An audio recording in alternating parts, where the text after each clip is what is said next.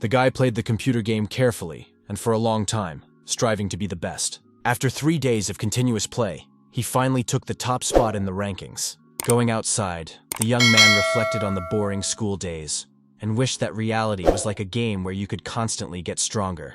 Looking at his phone, he realized that he had reached the top of the rankings, but now he had nothing to play again, and it was lesson time.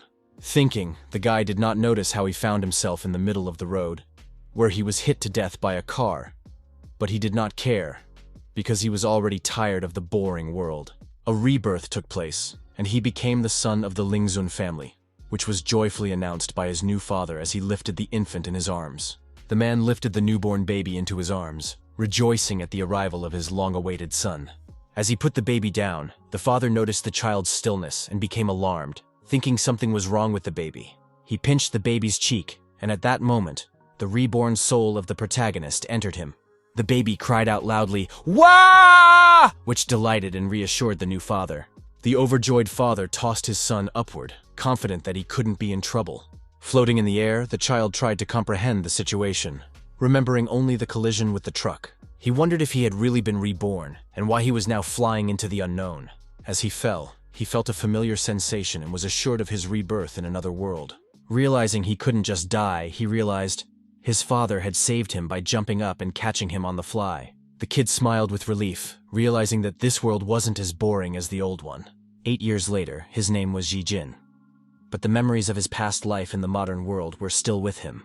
He was now living in a world of spiritual power and cultivation so different from the previous reality. Since birth, he lived with his parents in the countryside, thinking of them as ordinary people. The daily routine consisted of practicing and learning new techniques, which was far more exciting than a simple game. Cultivation allowed one to become stronger, and there was nothing more exciting for a young man.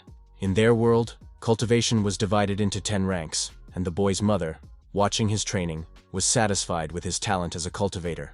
Knowing his mother's achievements, Zijin calculated that it would take 80 years to reach rank 10 through normal means. Getting frustrated, he decided to look for unconventional strengthening methods to shorten his cultivation time. Zijin's parents followed the old man, saying that their 16-year-old son could already enroll in his school. They didn't mind, but they thought he was too strong for a regular school. The old lady took offense, saying they were underestimating her school, which has many talented students. The father, smiling embarrassedly, admitted that they didn't know the true limits of their child's strength. All the while, Saijin was creating his weapon, the most accurate shotgun in the modern world. The guy found a blacksmith who added explosives, flint, and thunderstone to the gun for electromagnetic acceleration, as well as embedding spiritual power into the bullets. This weapon was supposed to be the beginning of a new era in this world, and just at that moment, a huge monster ran out at the young man. Deciding to test the gun, the guy pulled the trigger 3 times, but the monster was only left with 3 small wounds on the side. Realizing that more flint and thunderstone were needed to defeat such a powerful beast, he did not fall down. The young man decided to use a homemade grenade made of flint. Pulling the pin with his teeth, he threw it directly into the monster's mouth. The grenade explosion caught the attention of his parents and a teacher walking nearby in the woods. They rushed to the scene and saw the boy next to the defeated monster. Everyone froze in shock, not expecting such an admirable result from young Jin. The teacher said that although Jin had killed the monster, he was still at the level of a rank 3 spiritual master, and it was very dangerous to fight a level 5 monster. He added that such a monster could only be defeated by a spiritual commander.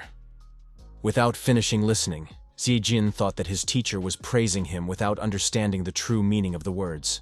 The old man invited the young man to study in his school, where the boy will learn common sense, because following his parents, he may lose it even more. He also added that he would hide the student's identity to prevent a commotion among the other students, which caused the boy to wonder and ask about the need for this. The teacher explained that his father and mother were rank 10 spiritual deities, and Jin was their son. The boy shrieked in surprise and anger, not understanding how those two could be spiritual deities. The parents were embarrassed that their son called them spiritual deities, and the teacher's reaction was angry, for he did not understand how it was possible that he could not even talk to his son about it. Spiritual deity is a level reached at the pinnacle of cultivation, and in the entire world, only a few people have accomplished this. The Royal Training Academy that Jin was invited to was the finest school on the continent and was famous for training outstanding cultivators.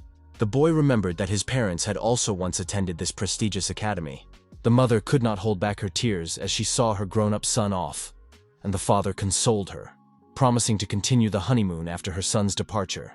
Si-jin hurriedly walked away from his parents' admonishment, but he was followed by shouts about the exam and his superiority. The guy didn't like it, and angrily shouted for them to stop bullying, because there were many other students in the schoolyard who heard it. Hearing the shouting, one of the guys decided to play a joke on Si-jin by asking since when children were brought to the Royal Academy exams by their parents. The disciples sympathized with the newcomer, noticing the approach of a bully from the Chin family, known for his antics, relying on his father's status as an army officer. Remaining unfazed, Si-jin walked past, concentrating on finding the examination room. The arrogant bully loudly called out to Si-jin, not expecting that his bold words would simply be ignored. The newcomer turned around calmly, skillfully pretending not to hear the rude reference to him. The young master from the Chin family growled that he would teach him how to listen, and began to create a fireball. Si-jin smiled in surprise, seeing the primitiveness of the magic attack being prepared with slight disdain. The arrogant opponent thought that the newcomer was afraid of his supposedly famous fire martial art. In fact, Si-jin just remembered how easy it was to learn this kind of simple magic back in his early childhood. He instantly sensed the striking weakness of his opponent's spiritual power, barely reaching the level of an ordinary person. Taking a deep breath, the protagonist deftly exhaled a stream of cold air, instantly extinguishing the boastful fireball. The completely stunned young man from the Chin family stiffened in confusion, unable to understand why his praised magic didn't work. Si-jin condescendingly explained that he had simply temporarily removed the oxygen around the hapless opponent's hand. The opponent perplexedly asked about oxygen, and Si-jin, realizing the gaffe, deftly dodged the explanation.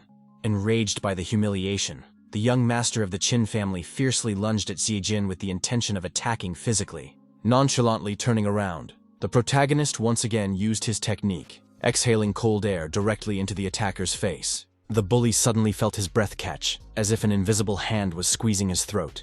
He collapsed to the ground, gulping for air with his mouth, and Si-jin was surprised at the strength of his skill, the first time he had used it on a human. The young man was joined by a girl who praised him for his action, because she didn't know what to do when she first met this bully. Mujilan introduced herself politely, and Si-jin, remembering his previous awkwardness with girls, embarrassedly responded to the greeting. The companion noted Si-jin's impressive strength with sincere admiration, to which the latter modestly replied, downplaying his abilities. Together they headed to the hall where the students were to channel their energy into special stones that measured their level of power. Si-jin carefully observed the others, noting that most had reached the spiritual master level even though they were just ordinary guys. Mujilan walked up to the stone, and her incredible power stunned not only Si-jin, but everyone present. It turned out that she was a princess of a neighboring country who had already reached the 4th rank of cultivation. Walking to the stone, Si-jin met the returning princess and sincerely praised her impressive result. Now it's my turn, the young man thought, channeling all of his spiritual power into the measuring artifact. Suddenly, the stone cracked and shards shattered, injuring Si-jin, who hurriedly withdrew his energy. After stopping the flow of power, the stone only showed a 2nd rank, causing the surrounding people to be bewildered. Someone present scornfully remarked that 2nd-ranked people had no place in this testing. Only Mujilan, who was standing nearby, realized the uniqueness of the situation. No one had broken the measuring stone before. Si-jin froze by the destroyed artifact, reflecting on his failure in containing the force. The entrance exam continued in the backyard of the academy where all the incoming students had gathered. Teachers announced the start of the hands-on portion, drawing students' attention to the new rules. Participants had to score 50 points in 2 hours by destroying demons of different ranks. It was allowed to hunt creatures up to rank 4, avoiding dangerous monsters of level 5. As the challenge began, everyone rushed into the forest in search of the demons, eager to show off their abilities. Relying on his heightened senses, Si-jin determined the direction from where the smell of monsters was coming from. A student ran nearby, chasing the cute bunny and begging him not to run away. Suddenly, something flew past in lightning speed and struck the rabbit before the hapless hunter caught up with it. It turned out that it was Si-jin, sitting in a tree, who had aptly shot down the target, apologizing to the upset disciple. The enraged student recognized the 2nd-ranked rookie as the booty snatcher and resented his insolence. Si-jin joked about the rules of the games, but his opponent grabbed his shoulder and threatened revenge for insulting the Yin family. An unexpected stranger intervened, reminding him of the prohibition against mentioning titles in the academy. The savior turned out to be Lin Yun, the eldest son of the Lin clan, who had already reached the 4th rank and was considered a genius. The attacker, realizing the possible punishment for breaking the rules, decided to quickly flee the scene of the conflict. As he ran away, he continued to shout threats at Ziejin, promising violent revenge the next time they met. Left alone, Ziejin thanked Lin Yun, who pointed out that many people were afraid to socialize with him. The eldest son of the Lin clan offered to fight alongside the fellow, extending his hand for a handshake. Ziejin happily agreed, secretly planning to explore the abilities of a fourth-ranked cultivator. At this time, the teachers in the academy were watching the map showing the movements of the students during the exam. Most of the participants possessed rank 3 strength. Only a few stood out with rank 4 strength. Teachers realized that rank 4 assignments are difficult to complete alone and require teamwork. Walking through the forest, Lin said that many candidates were scions of noble families who were facing real danger for the first time. "We have the perfect plan. You on defense, I attack," Yun started to say, but suddenly became wary when he heard strange sounds. They were surrounded by 2-headed 4th-rank demon dogs, ready to kill the students at that hour. Realizing the responsibility, Lin Yun decided to deal with the threat quickly, protecting the frightened Ziejin who had frozen. However, the protagonist was not frozen in place from fear. He in wonder at the 2-headed dogs, and pondered the reasons for their unusual appearance. Lin Yun used magic, creating sharp ice crystals and aiming them at the nearest monster. Standing over the defeated demon, the savior thought it would have been difficult to deal with this threat alone. When he turned back to Ziejin, he froze in shock. His partner had already dispersed all the other wolves. Observing the map, the teachers noticed that some students had already encountered a rank 4 demon. Suddenly they saw the demons disappear, leaving the 2 students alone. And they realized that this was the work of the young master of the Lin clan. For with his strength, a level 5 demon could be defeated. The second mentor explained, a top-rank demon was specifically placed to assess the disciple's ability to evade threats. His counterpart noted that the death of the main monster would stop all fighting and end the trial early. The old man, listening to the conversations, realized that this was Ziejin's doing and mentally asked him not to cause trouble. Lin, realizing the unusual nature of his partner, warned him about the rank 5 demonic beast ahead. Ziejin, feigning worry, said that he couldn't face such a strong opponent. Thinking about it, Yun suggested that there might be an inexperienced disciple ahead who needed protection. Following the map, the teachers wondered why any of the students were heading toward a dangerous monster. Climbing up the tree, Mu Jilan carefully watched the slumbering top-ranked beast. The girl decided that killing this monster would guarantee her admission to the academy. Mu Jilan attacked the demon with a powerful magic strike, putting all her strength into it. However, the monster didn't even flinch, making the girl doubt her abilities. The sounds of battle and sudden gusts of wind made Lin Yun and Ziejin wary. Realizing the threat from the awakened rank 5 demon, Lin insisted on immediately retreating. Mu Jilan continued to attack, daring to make a desperate leap towards the demon. A worthy opponent. Normal methods won't work. We'll have to use that technique, she thought. Before she could complete the thought, the girl found herself knocked down by a monster ready to destroy everyone around her. Thrown back by the blow, the girl flew upward, coughing and realizing her powerlessness in the face of imminent doom. The unexpected surprise was the appearance of Ziejin, who caught Mu Jilan before she hit the ground. After making sure that the rescued person was safe, the young man ordered everyone to urgently leave the dangerous area. Ziejin noted a sense of déjà vu, comparing the monster to the creature living not far from his home. The partner demanded action, marveling at Ziejin's familiarity with high-rank demons. The young man judiciously pointed out the dangers of fighting a rank 5 creature, suggesting that they retreat. Lin recalled the easy victory over the rank 4 dogs, accusing Ziejin of hiding his true strength. Sighing, Ziejin took out a grenade, activated it, and threw it towards the demon. With a lightning-fast reaction, he forced everyone to lie down, shielding them from the massive explosion that followed. The shocked companions hardly realized the fact that a 5th-rank demon had died. The teachers watched perplexed as the defeated monster's mark on the map disappeared. The old mentor expressed his dissatisfaction with yet another problem created by Ziejin and Lin Yun. Another group of disciples, preparing to fight the demon rabbit, were surprised by the sudden flight of those. The unprecedented killing of a top-ranked demon in an exam for the first time in 300 years threatened to end the test prematurely. In order not to lose students, the old man suggested that all candidates be accepted this year. After the exams, the Royal Academy held an orientation for new students. The girl persistently questioned Ziejin about his abilities while Lin tried to restrain her. Yoon stood up for his friend, reminding him that everyone has a past they don't want to talk about. Headmaster Li Xian came up to the stage to congratulate the new students. He warned that enrollment was just the beginning. and one should not relax. The principal emphasized that only strength is valued in the school, and the weak will be ruthlessly weeded out. He mentioned that the academy has produced many spiritual masters, and most of the teachers are of high rank. Students and faculty at the academy participated in the recent war to help bring peace. Li Xian said that their strength supports the stability and prosperity of the continent. Shijin set himself the goal of working hard to quickly reach the rank of spiritual emperor. The guys behind heard his words and pointed out that the school was full of geniuses, but only a few reached rank 8. Lin Yun intervened in the conversation, saying that if this sounded from Zijin, he probably wasn't joking. The principal asked the student who had killed a rank 5 demon to come up on stage.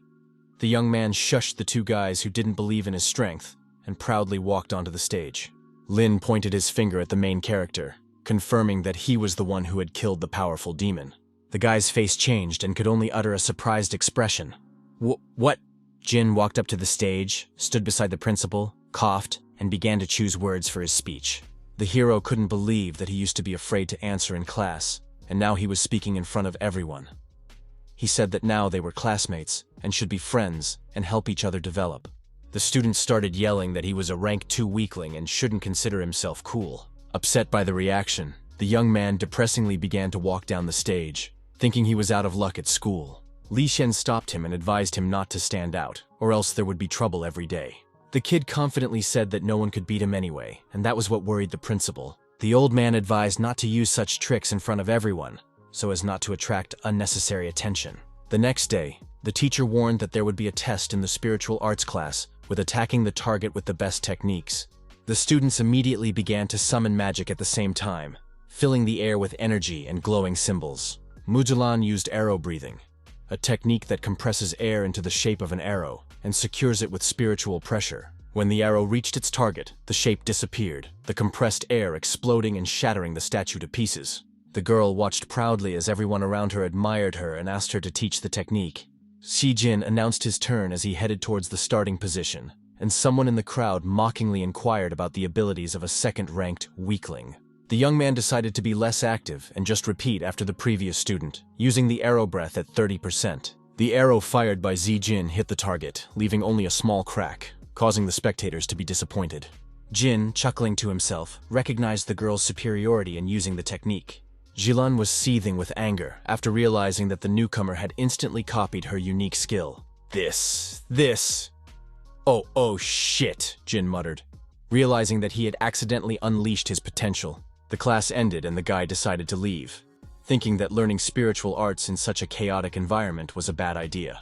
A girl suddenly appeared behind the pillar, making Jin flinch and contemplate running away. Attempting to run away but quickly tiring, he inquired as to the reason for her persistent pursuit. The girl insisted on explaining his unexpected abilities demonstrated in class. The young man offered to discuss it tomorrow, citing important matters, but she couldn't see what could be more important. Turns out there's a sale on Taobao, where all the essentials are 10 yuan each. The princess decided to go to the market with him, squeezing through the crowd, and the guy was perplexed as to why she was at a poor man's sale. The girl said that although she was a princess, her country was no richer than this one, so she asked to be treated like an ordinary girl. A sudden, strong jolt in the crowd sent the confused girl straight into the arms of the surprised Jin. She involuntarily pressed her breasts against him, causing the young man to feel pleasant excitement and a rapid heartbeat. Closing his eyes, Jin enjoyed the unexpected closeness, trying to hide his embarrassment. The embarrassed girl apologized for the collision, trying to pull away, but Jin, hiding his excitement, assured her it was fine. Finally, a salesman appeared in front of them, and they didn't hold back and started ordering everything. The princess took a soft sheep that reminded her of her homeland, where there are many nomads with endless pastures. She described the beauty of the night sky, the reflection of the moon in the lakes, and the light wind swaying the grass on the steppe. Watching the princess holding the toy, Zijin asked if she missed home, but the girl couldn't answer. After giving the sheep to the vendor, she asked for a cultivation talisman, surprising her companion. The young man asked why she didn't buy everything she needed for training. The princess explained that the money was earned by people's hard work, so she could not squander it until she earned it herself. Like a true gentleman, the guy took all the purchases and carried them himself, feeling pathetic shopping with his non-existent girlfriend. Walking through the woods, the girl noticed 2 stumps and offered to rest. The young man happily agreed, threw his purchases on the ground, and asked why the princess didn't want to become stronger, surprising her with the question. The princess explained that her small country depends on the support of strong powers, realizing her role as a political tool through a potential marriage. The girl expressed her hope of being able to protect her nation by becoming a spiritual deity. She admitted that Sejin's words about reaching the highest rank inspired her despite the seeming impossibility. Sejin suddenly turned away from the girl and started rummaging through the purchases, looking for something. He pulled out a toy sheep, held it out to the princess, and suggested that they train together in the future. The girl, taking the toy, could not hold back her tears, touched by this unexpected gesture. To hide her emotions, she leaned against Sejin, surprising him with this sudden display of feelings. Quickly gathering her thoughts, the princess jumped up and suggested that they start training together immediately with a duel. The boy thought he was being recognized for the first time, but quickly pushed those thoughts away, suggesting that he put the conversation on hold. Mujilan insisted on an immediate fight, saying that she had already notified the academy administration. The faculty member designated as the observer reluctantly arrived at the scene of the meeting between the two freshmen. Seeing the participants, the teacher became interested, remembering their success in the entrance exams. The guy started to panic and asked the teacher if he could withdraw from the fight. The mentor replied that the rules did not forbid it, but frequent refusals and losing duels between arrogant students was considered a disgrace. He added that this was exactly what an outsider was for, and Sejin started laughing.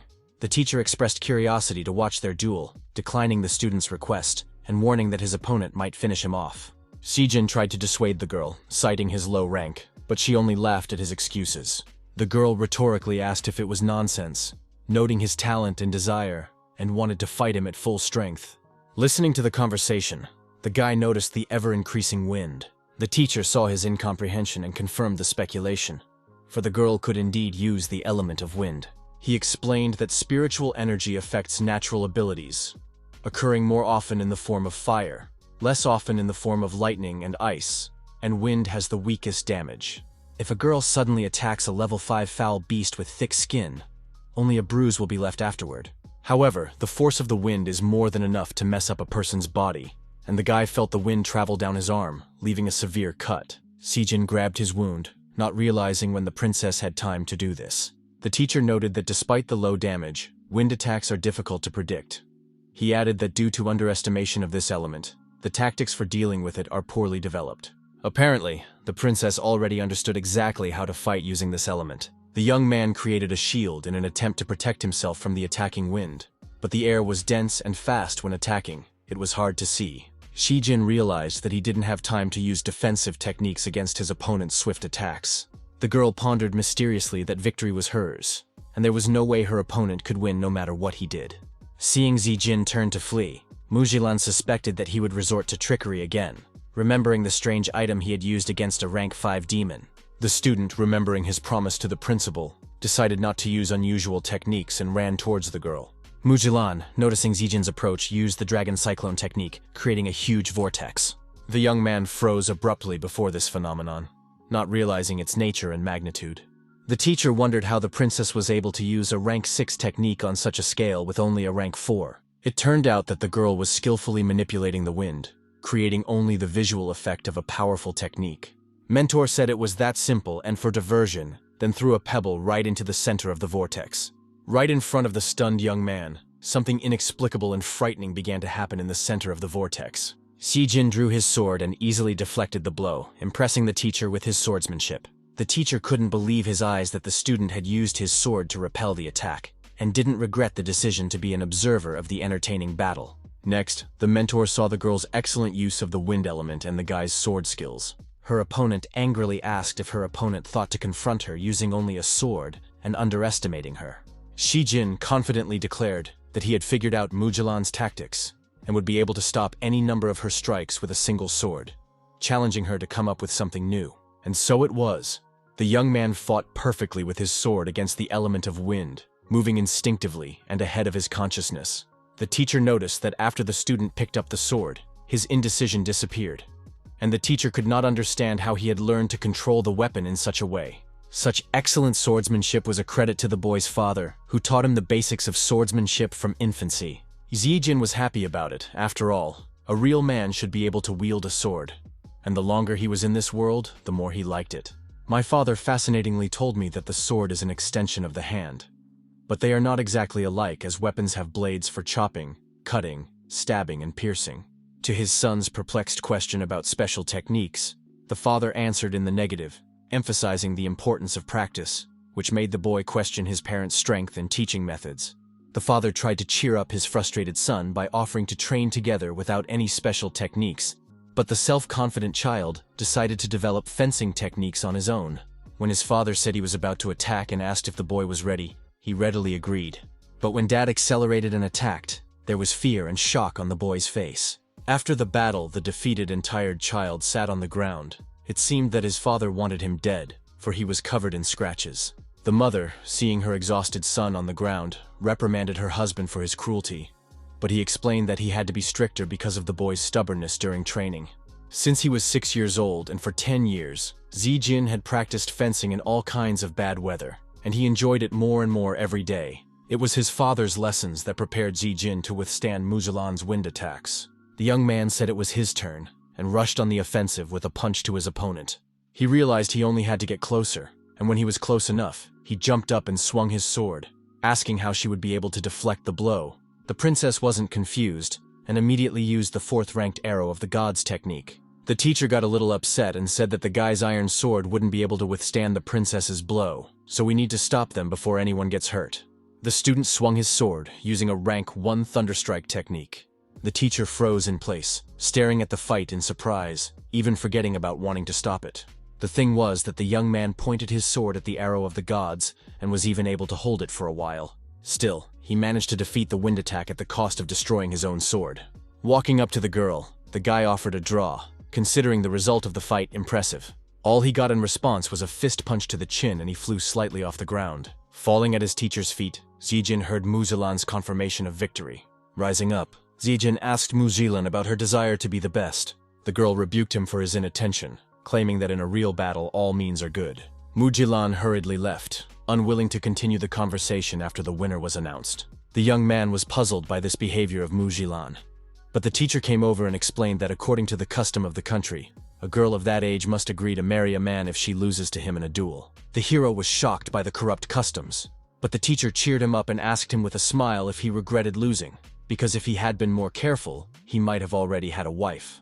As he left, the mentor said that the princess didn't seem very interested in the guy either, but hastened to remind him that studying was more important than early love. The next morning, Zijin and Mujilan met, and the young man suggested that they go to class together, to which the girl agreed. They talked on the way, and the princess confessed that at first she had thought he had only resorted to odd tricks, not expecting masterful swordsmanship. Classmates were surprisingly discussing the pair, spreading rumors about Zijin's accidental victory over the evil beasts and his entry into the academy by Blag. Zijin walked past, keeping an unperturbed expression on his face and pretending not to hear the angry gossip. The surprised princess asked how he could walk so calmly, and if he really didn't care what anyone said about him. The guy really didn't care since he was used to it, after all. He had always been treated this way in school before, but now, having become stronger than them, he didn't care about their opinions. The girl said that if she didn't know him, she would have thought he looked like Qizhang and couldn't resist slapping him, after which they laughed. As they continued on their way, they heard some guy making a girl named Lin Bo bow in greeting. Gao Chen accused Lin Bo of not wanting to socialize with them, but the girl parried that he couldn't hurt her at school. The young man assumed that it was their classmate Lin Bo, and she was in trouble. Lin Yun, who came up behind the friends, explained that Gao Chen was the eldest son of the Gao family, and the Lin Bo family could be said to be an offshoot of them. After hearing about the oppression of the Lin family due to his swordsmaster father's illness, Zijin decisively intervened and called his friend to join him. Lin Yun was against it because the relationship between aristocrats was very complicated, and it would be uncomfortable for him to interfere, but he promised to support if necessary. Mujilan called Lin Yun hypocritical, and Zijin, stretching his arms, resolutely headed out to deal with the offenders. As he approached the group, the hero got everyone's attention, calling for the bullying to stop and reminding them that hurting a girl is a disgrace for a grown guy. Gao Chen arrogantly brushed aside the interference of the second-ranked brat, causing a heated discussion among those present, shocked at the audacity of confronting the eldest son of the Zhao family. Enraged, Gao Chen roughly grabbed Ling Bo's arm, yanking it sharply, and ordered the brat to immediately get away. Seeing such cruel behavior with the girl, Zijin ordered him to take his dirty hands away from her before he broke them. Gao Chen tried to slyly draw Lin Yun into the heated conflict, but the latter categorically refused to participate in the fight. After all, it was not his conflict. One of Gao Chen's aides shouted out to the guy that his protector wouldn't help, and to remember that the students in the academy weren't rednecks like him. Si Jin nonchalantly responded to the provocation, inwardly preparing for the imminent attack of Gao's enraged aides. The hero used a rank 1 technique called glaciation, controlling spiritual energy to make the ice thin and smooth that the attackers slipped on. The guy then used the first rank firestream technique, directing the magic at the people lying on the ice. The arrogant opponent loudly scoffed at the seemingly negligible weakness of Si Jin's cunning attack. The hero calmly explained that his true goal was only to gently melt the ice, not to seriously harm his opponents. He noted that water was an excellent conductor, but no one in this world knew the meaning of the word and looked at the boy in surprise, waiting for an explanation. The resourceful young man spectacularly demonstrated the impressive power of the electroshock technique, instantly shocking all the opponents in the water with a powerful current. Standing over the defeated enemies, Si Jin couldn't help but ironically remark that only the simplest kindergarten techniques were enough to completely defeat them. No one could figure out if it was a joke, and if the guy really had rank 2, since he had fallen 5 people using rank 1 and 2 techniques. Gao Chen angrily shouted, "Freak!" and lunged at Lin Yun, accusing him of deliberately sicking this puppy on him to hinder him. Lin Yun replied that it was their squabbles that had nothing to do with him. Lin Yun wryly remarked that Gao Chen, after not receiving a scratch, was making unfounded claims and insulting his friend as if he was looking for trouble. The angry and resentful eldest son of the Gao family walked past the protagonist, pushing him with his shoulder. Si Jin, walking over to Lin Bo, inquired about her well-being after the incident. Gao Chen, without going far, told the victim not to think as if she was forever free since she was interceded for this time. Si Jin didn't like this treatment and suggested that the offender repeat the fight, noting that he was talking a lot. Lin Bo held up the hero, thanking him once again. After all, they had only met a couple times in class, and he wanted to help her. The girl said that she needed to finish off Gao Chen herself, so she took out her sword and challenged him to a duel. Chen, barely containing his anger, accused both of them of insolence, rebuking Lin Bo for disregarding the family hierarchy and disrespecting his clan. Gao continued that a low-grade family had spawned an equally low-grade family while creating magic with his hand behind his back. Lin Yun saw this in time and shouted to Si Jin and Lin Bo to be careful. The eldest son of the Gao family shouted that people like them had no place among the living, and pounced on the guy and girl standing in front. Lin Yun said that things were bad, because this family uses unusual fire in their techniques, which is stronger than normal fire. But the princess called it a trifle. Mujilan had met many amazing swordsmen, so when she saw Lin Bo's posture, she realized that she was much stronger than Gao Chen. Not only was the girl able to repel the attack, but she decided to attack her opponent. However, her victory was hindered by a strong 7th rank breathing technique. When the protagonist realized that Lin Bo was in danger, he couldn't stand by and rushed to help. Once on the ground, they didn't see the old man walking towards them, who was using rank 7 magic, wanting to kill Lin Bo. Approaching, the man attacked the girl with powerful magic, confirming his hostile intentions. The young man borrowed Lin Bo's sword, preparing to resist the blows of the dangerous old man. Jin said that a strong flame needed wind, and began to swing his sword, but his attempts were futile, for the fire was too great and there was not enough strength. The old man doubted that the village lad would have anything to oppose him, calling him too arrogant. The hero explained that he deliberately provoked the enemy, waiting for the moment when the flames cut off the ways of retreat. When the flames almost engulfed the young man, he straightened up and threw a grenade with the pin pulled. There was a deafening explosion that shook the surrounding area and for a moment obscured the raging flames. Si Jin managed to grab the girl and roll out of the flames with her. Seeing them, the princess and Lin Yun ran up to them, worried about their condition. The guy was fine, but the blast wave was too strong, causing Lin Bo to lose consciousness. Lin Yun, unable to hold back, angrily demanded an explanation from Gao Qijin.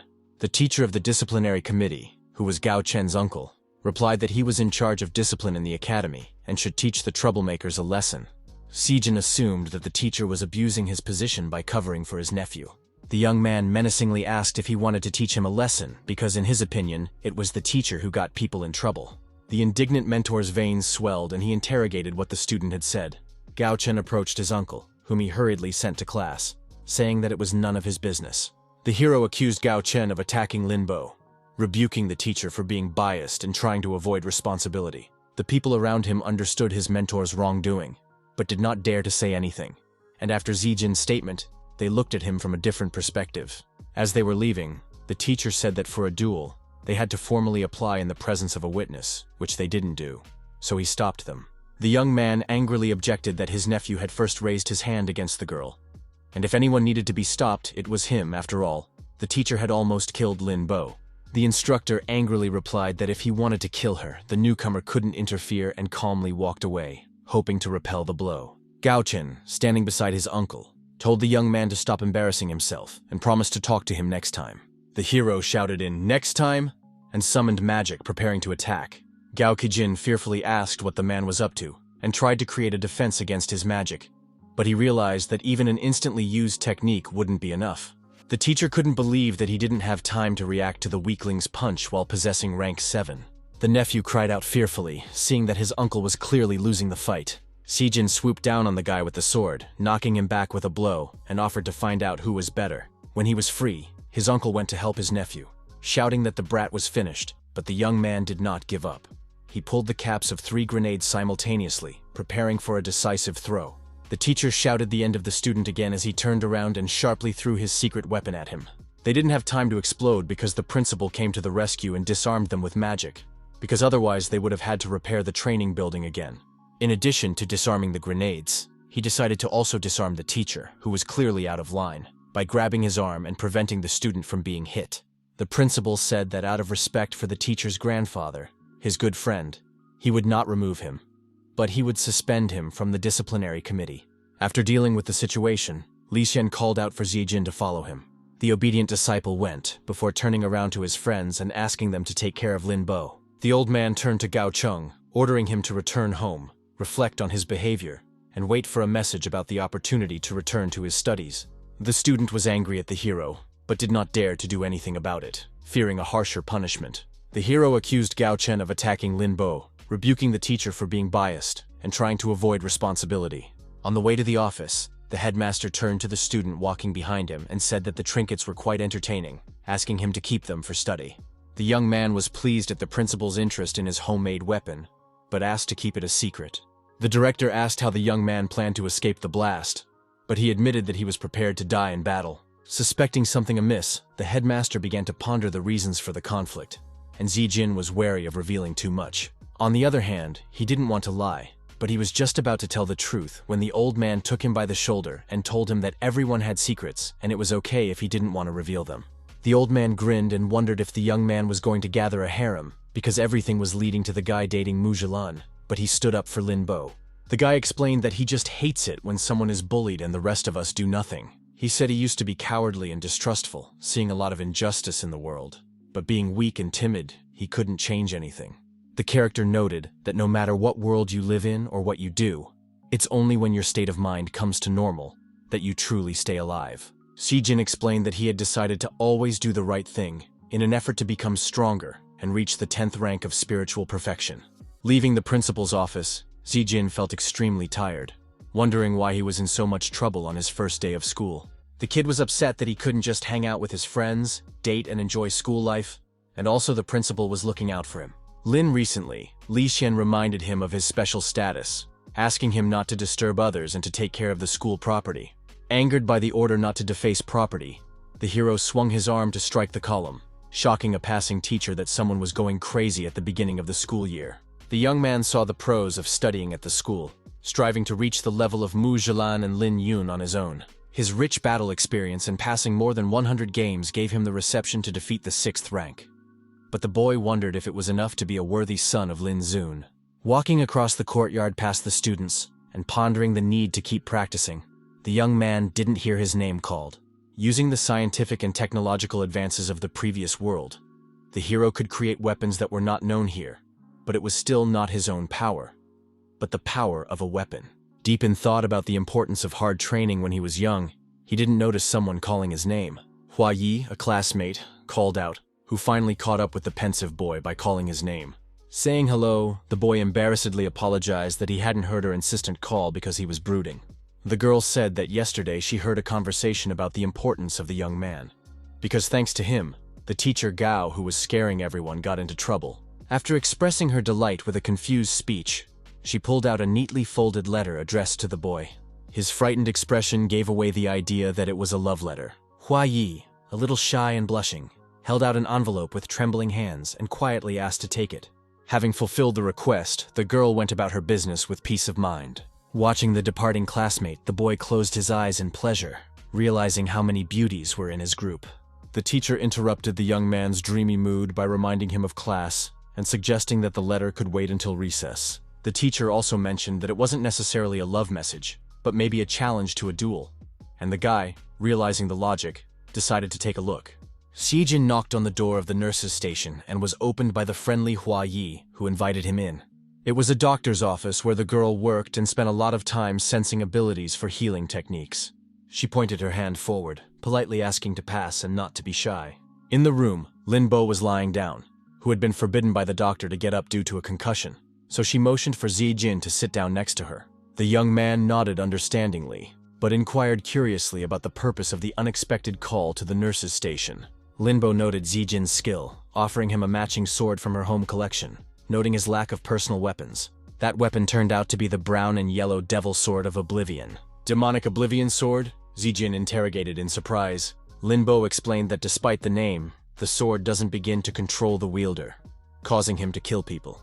The hero was perplexed as to why it was so named, assuming that no one in this world was capable of understanding and using this weapon. The girl said she didn't know how to explain it more properly, but felt he would be able to use the sword. She thought so because yesterday the young man had borrowed her sword and fought with Teacher Gao to save her.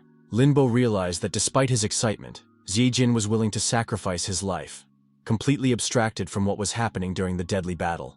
Startled by what was said, she asked not to be angry, for it was only her thoughts. Xijin reassured the girl, saying that he understood her reasoning, and asked if that was why she thought the demon sword was suitable for him. The girl replied that they would know for sure if it was suitable when he saw the weapon, and invited him to come to her house tomorrow afternoon. After waiting for the guy to leave, Hua Yi wondered if it was scary to give a gift from her father to him, but Lin Bo assured that Xijin would be able to find an approach to the sword. The doctor began to say that their meeting was fated, but the patient, not meaning it, shouted at her not to talk nonsense. Walking home, Jin pondered that the demonic Oblivion sword sounded cool, and if he became one, he would be able to fight at full strength. "Wow, how awesome!" the young man exclaimed enthusiastically, anticipating receiving the legendary weapon. The next day, without wasting any time, the guy was already under Lin Bo's house. It was definitely her house, because a girl came out of the door and greeted her guest. Xijin greeted Lin Bo warmly, genuinely curious about her well-being after the recent events. The girl thanked Xijin for her help, and Hua Yi jokingly resented the hint of her friend's overprotectiveness. Coming closer and seeing the doctor, Xijin was surprised by her presence, and Hua Yi noted that the hero had already saved the girl despite their brief acquaintance. The doctor joked about the possible consequences of the young people's seclusion, causing Lin Bo's embarrassment and the awkwardness of the situation. She abruptly covered the mouth of her doctor friend standing next to her with her hand in an attempt to stop the jokes, and Xijin watched their warm but amusing relationship with a smile. Walking into the house, the young man noticed the small number of students and wondered if it was vacation time. Lin Bo briefly told the story of her family and the decline of the dojo after the illness of her father, a prominent fencer. Father was now too weak and only needed rest and recreation. So the dojo had fallen into disrepair, and there were only 4 students in the courtyard. Approaching one of the rooms, Lin Bo opened the doors and said that the Devil Oblivion sword was stored there. The first time he saw it, the young man thought it was a katana, but then he realized it was a 2-handed longsword called a Miao Dao. Xijin wondered what would happen if he just took the sword and he pulled his hand. Taking the weapon by the hand, he heard the phrase, "What we need we do not know, and what we know is not necessary for us." The guy couldn't tell if the sword was talking or if he could just hear it in his head. That's when he gripped the weapon even tighter and asked which iPhone was already out. He heard the voice in his head again. "First you quote Faust and now you ask about the iPhone?" Finally raising his sword with his hand, the young man heard, "Damn it, I finally met someone who understands me. Let's chat, I'm dying of boredom." Fear appeared on the boy's face, and he thought that this wasn't cool at all. The girls watched the guy talking to the sword, and one of them said that the setting wasn't that mysterious, and he'd be fine. The young man held a gun that constantly questioned him about his background, expenses, annual salary, and availability of winter and summer vacations. Unable to stand it, he shouted that he'd had enough. They were no match for each other, and put the sword back down. Blade asked to ask just one question, and asked if the guy was planning on putting together a harem, because then he was definitely with him. Shijin turned around to the girls standing by the exit and said that despite being hospitable, he was not good at controlling this weapon. Even once out the door, the hero continued to hear everything the sword was saying and wondered if it had Bluetooth. The further Zijin moved away from the sword, the fainter and more intermittent the mysterious signal became, gradually subsiding in his mind.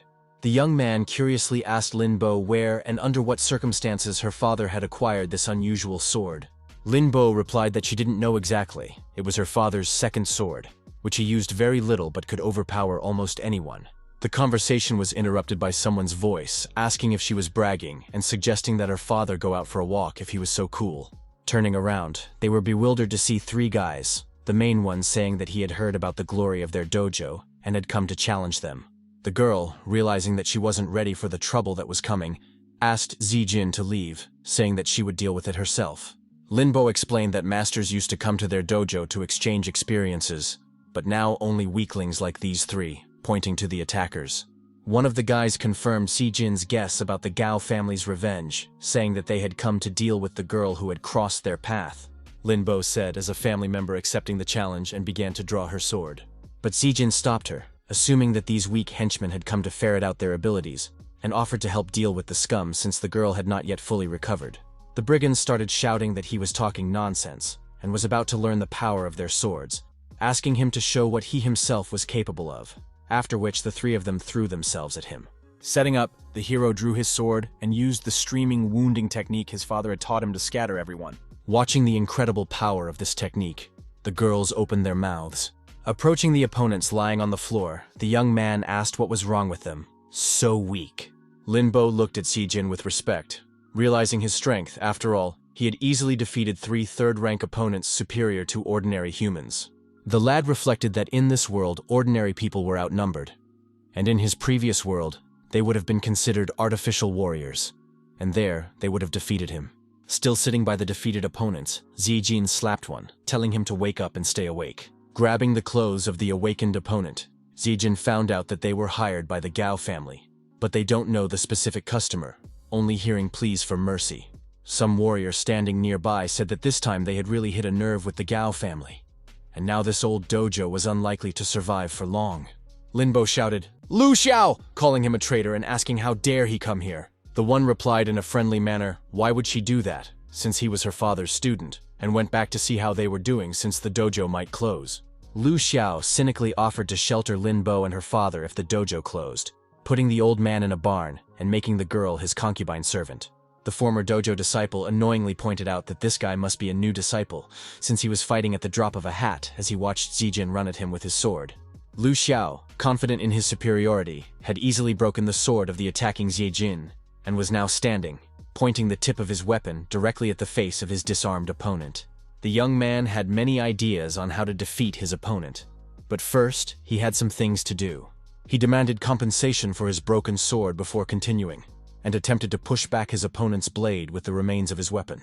Zijin was upset about the second broken sword, but took comfort in the fact that Lin's sword was intact, believing that only one of his blades had been broken so far.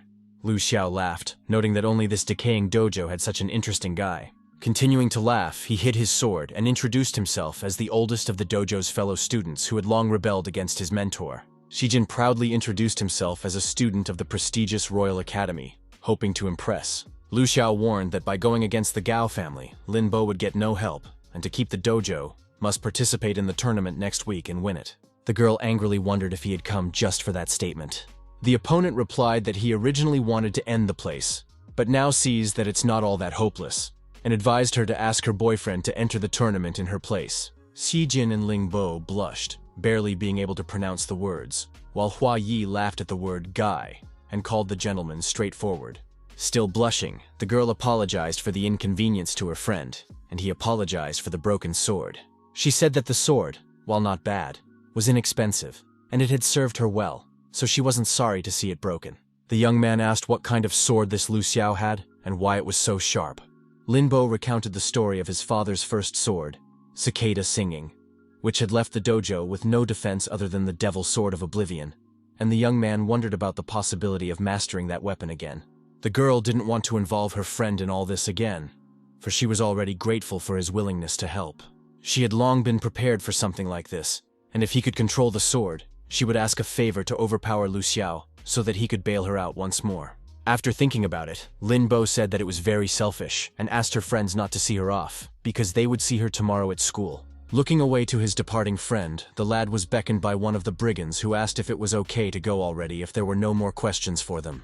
The young man almost forgot about these scum and returned to them, asking if the Gao family would continue to send people like them to bother Lin Bo. The hero mentally mapped out a plan of revenge, deciding to teach his abusers a lesson by tying them naked to a pole to intimidate others. Leaving the punished offenders, the friends continued on their way, and Hua Yi wanted to make a request, but the young man was ahead of her, deciding to help despite Ling Bo's warnings. Shocked by the guy's kindness, Hua Yi confessed her budding feelings, but he turned the conversation around by asking about Mr. Lin. Hua Yi spoke of Ling Le's reclusiveness, and the young man, mentioning the rumors of his injury and loss of strength, asked to narrate the details of the story. Surprised by the ignorance of her interlocutor, the girl with wide-open eyes began the story of the great battle between humans and the unclean, culminating in a decisive battle. Head Lin had heroically defeated a squad of foul wolves, and their commander sent in for a surprise attack. But the price of victory was a severe injury that deprived him of the ability to wield a sword. The young man explained that since he was injured during the battle, he should be treated as a hero with due respect, and asked why this was not the case. The young man, after listening to the story of the aristocrats' injustice, attributed the terrible character of Gao Chen and Gao Qijin to their family's heredity. Hua Yi, chuckling slightly, inquired curiously about her determined interlocutor's further plans. Jijin firmly declared his intention to wipe the Gao family into powder, leaving no trace of their influence behind. One of the teachers was angry, realizing that Lin Bo was preparing for the palace tournament, but Jijin wasn't attending his classes, causing him to crush the pencil in his hand. Seeing this, Lin Yun turned to Hua Yi sitting nearby, asking if their friend had gone to see Lin Bo. The girl only smiled enigmatically and replied that she did not know the whereabouts of her comrade. Yun marveled at the strangeness of a friend doing what he wanted and getting into trouble, and Muzalan turned away resentfully, saying, Meanwhile, the protagonist was already standing by the sword, preparing to try to own it again. He didn't know what others felt when touching this demonic sword, but he himself didn't feel anything bad. Taking the sword, the guy felt nothing unusual, shocking the girl, who explained that usually touching the blade caused strange thoughts and could take away one's sanity. As he scrutinized the sword, the young man wondered why it remained silent. After pondering, he remembered the tournament and asked Lin Bo to tell him about it, a competition between the best warriors that hadn't been held for many years. The girl spoke of two equal schools, martial arts and spiritual practices, noting that warriors develop physical strength and mages develop spiritual strength, achieving different effects. But now it seems that absolutely everyone is a mage, although there are sections of the academy that study martial techniques as something auxiliary, the young man thought. The girl confirmed that there were originally schools for martial arts and spiritual practices, but one day one person changed that once and for all. The study of spiritual practices has become more accessible, allowing anyone to become a magician, while martial arts are only practiced by the gifted. Even though their dojo is very good and shows excellent results during the tournament, it still fell into disrepair. The young man asked curiously about the man who had changed his attitude to spiritual practices, to which the girl was perplexed and asked where he had come from without knowing such elementary things. The boy tilted his head in shame, thinking that his irresponsible parents should be blamed for this. A friend raved about the first teacher of spiritual practices, the founder of their school, who shared the practices and became the genius of the millennium. The boy was distracted by the sword speaking, stating their common origin from another world. Blade quoted his famous saying, "I feel very lonely." Zrinya, hinting at a deep philosophical meaning that Shijin might not have realized.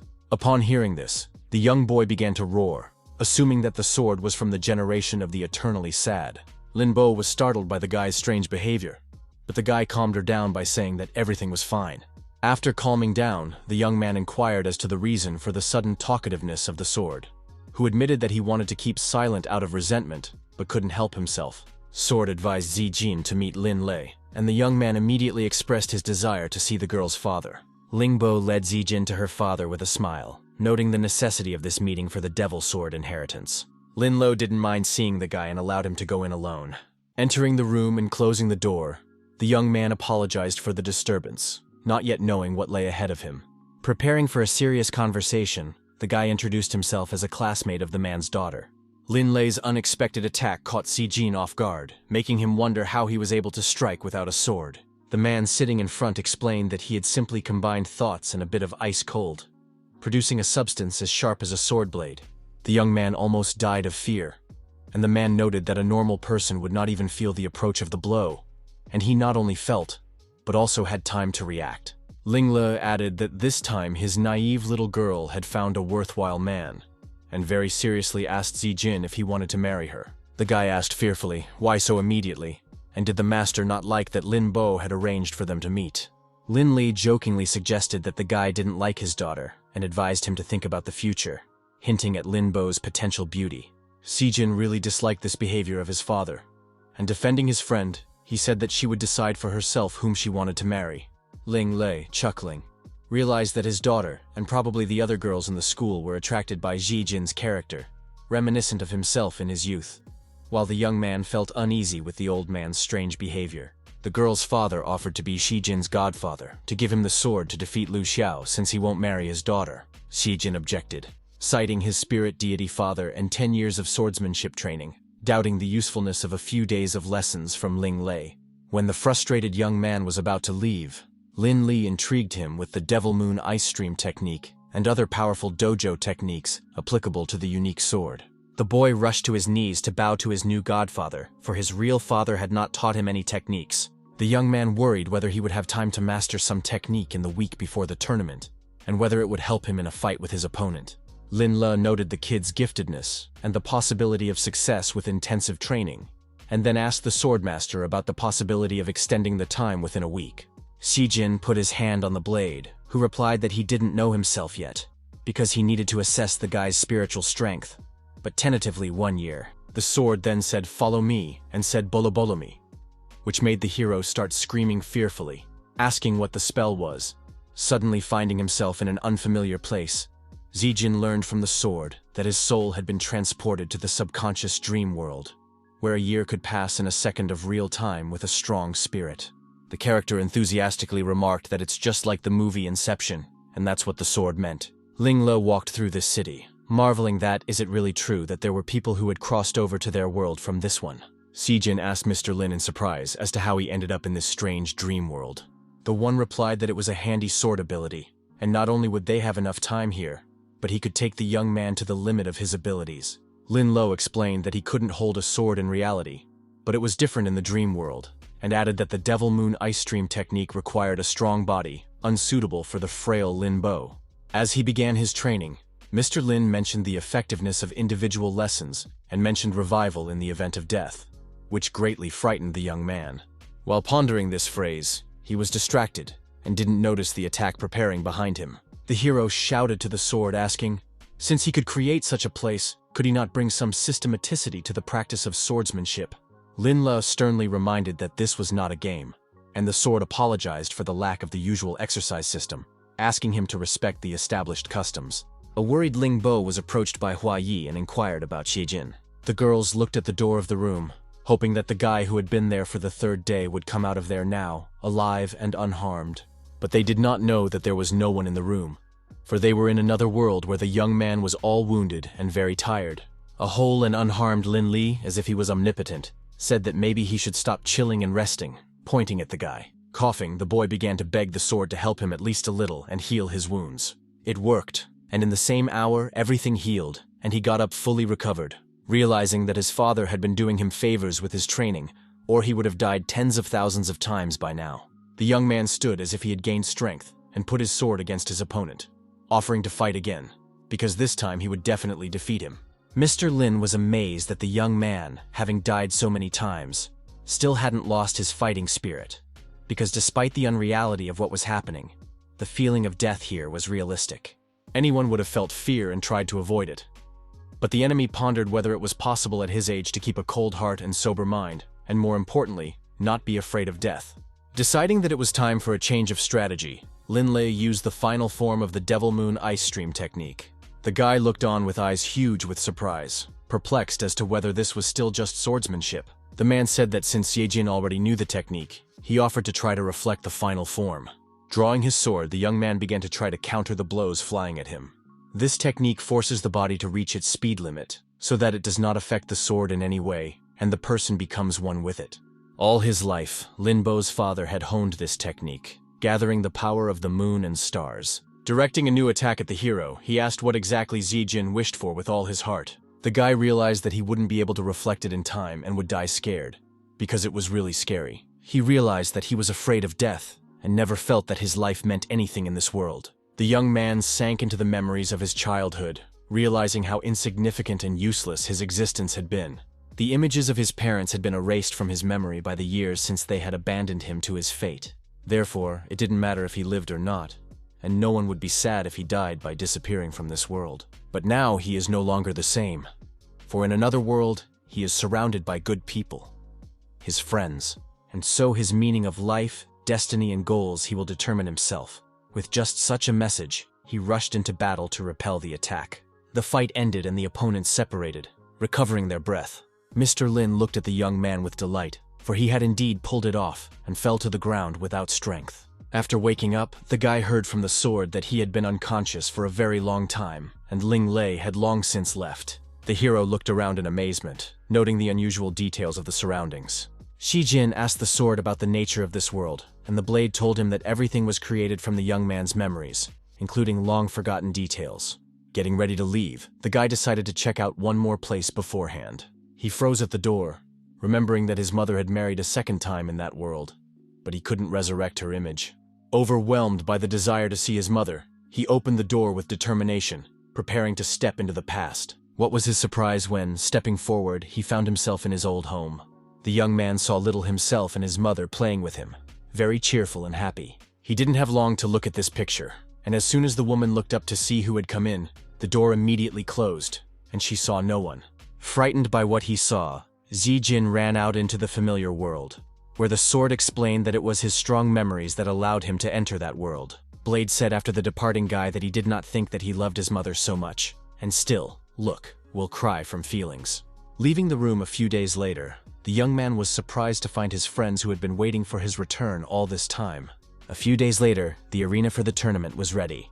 Lin Yong and Mu Jilan discussed the upcoming tournament, noting the large number of strong competitors gathered for the first time in 10 years. Now the differences between schools are blurring, so these tournaments are a good opportunity to show what martial arts can do, and there are quite a few students from their academy here. Friends talked about the complex selection system and high competition, where luck plays not the least role in determining the winner. Talking amongst themselves, the friends suddenly noticed that it was their comrade Zijin's turn. The training was very intense and the guy slept for days afterward, but he never regained his strength, so he yawned constantly. One of the upperclassmen, noticing a yawning and tired-looking Zijin, curiously asked if he was the famous freshman hero. Mujilan started asking a bunch of questions to Lin Yun, whether he knew Zijin's first opponent, the high school student, what he was like, and whether he was strong. The guy honestly replied that there might be a problem with this competitor, after all. He was around rank 5 right now, and even if their friend could win, he would spend too much energy. The senior mockingly noted Zijin's calmness, considering him an arrogant upstart, and began to prepare to attack, confident in his superiority. The opponent declared the unfairness of life and his intention to put Junior in his place, rushing to attack the step on his way to victory. Zijin nonchalantly stopped the sword blade with 2 fingers, advising his opponent not to hold back because of the age difference. The stunned high school student couldn't believe what was happening, suspecting some sort of deception or illusion. The high school student screamed in panic, fearing for the safety of his precious sword in the young man's hands. The boy released the weapon with a light movement, and the blade bounced smoothly towards his stunned opponent. His opponent, trying to save face, backed away, making excuses of inattention and condescension for the younger man not expecting such force. The cocky high school student shouted that no more indulgences and rushed back into the attack. Shijin once again grabbed his sword with 2 fingers, not allowing himself to be injured. The opponent was almost crying, begging him not to do that, because he still wanted to sword fight. The young man continued to hold the blade, and a spark of thoughtfulness appeared in his eyes. The high school student fell to his knees, threw his sword beside him, and realized that the only thing left to do was to surrender, because he definitely wouldn't win. Watching this, Lin Yun assumed that the guy would have a psychological trauma, and the princess wondered if their friend had always been so strong. Smiling, Hua Yi said that last time, Zijin had tied the warriors who were causing trouble for the Lin family to the pillars in the center of the city. Due to the large number of tournament participants, Gao Chen was also among them, displeased with the presence of the Lin family and determined to prevent them from winning at all costs. Lu Xiao reminded Gao of the possible attention to the Lin family if they performed well, but the latter brushed it off, stating his plans to hinder their success. The conversation was interrupted by a clerk bringing bad news. Jie Jin had just defeated his opponent. Gao, changed in face but understanding of Jin's abilities, yelled at the aide for reporting trivia, knowing that he would not lose in the first battle. Lu Xiao stopped the departing clerk and asked which sword the young man had used in the first battle. Gao didn't understand his friend's interest after all. Xi Jin was fighting the best high school student of their school, who was also their guardian. Mr. Lu Xiao more seriously and intimidatingly asked about the sword again. Chen, unable to stand it, grabbed the clerk by his clothes, shouting for him to answer the question clearly. But the answer he heard took him by surprise.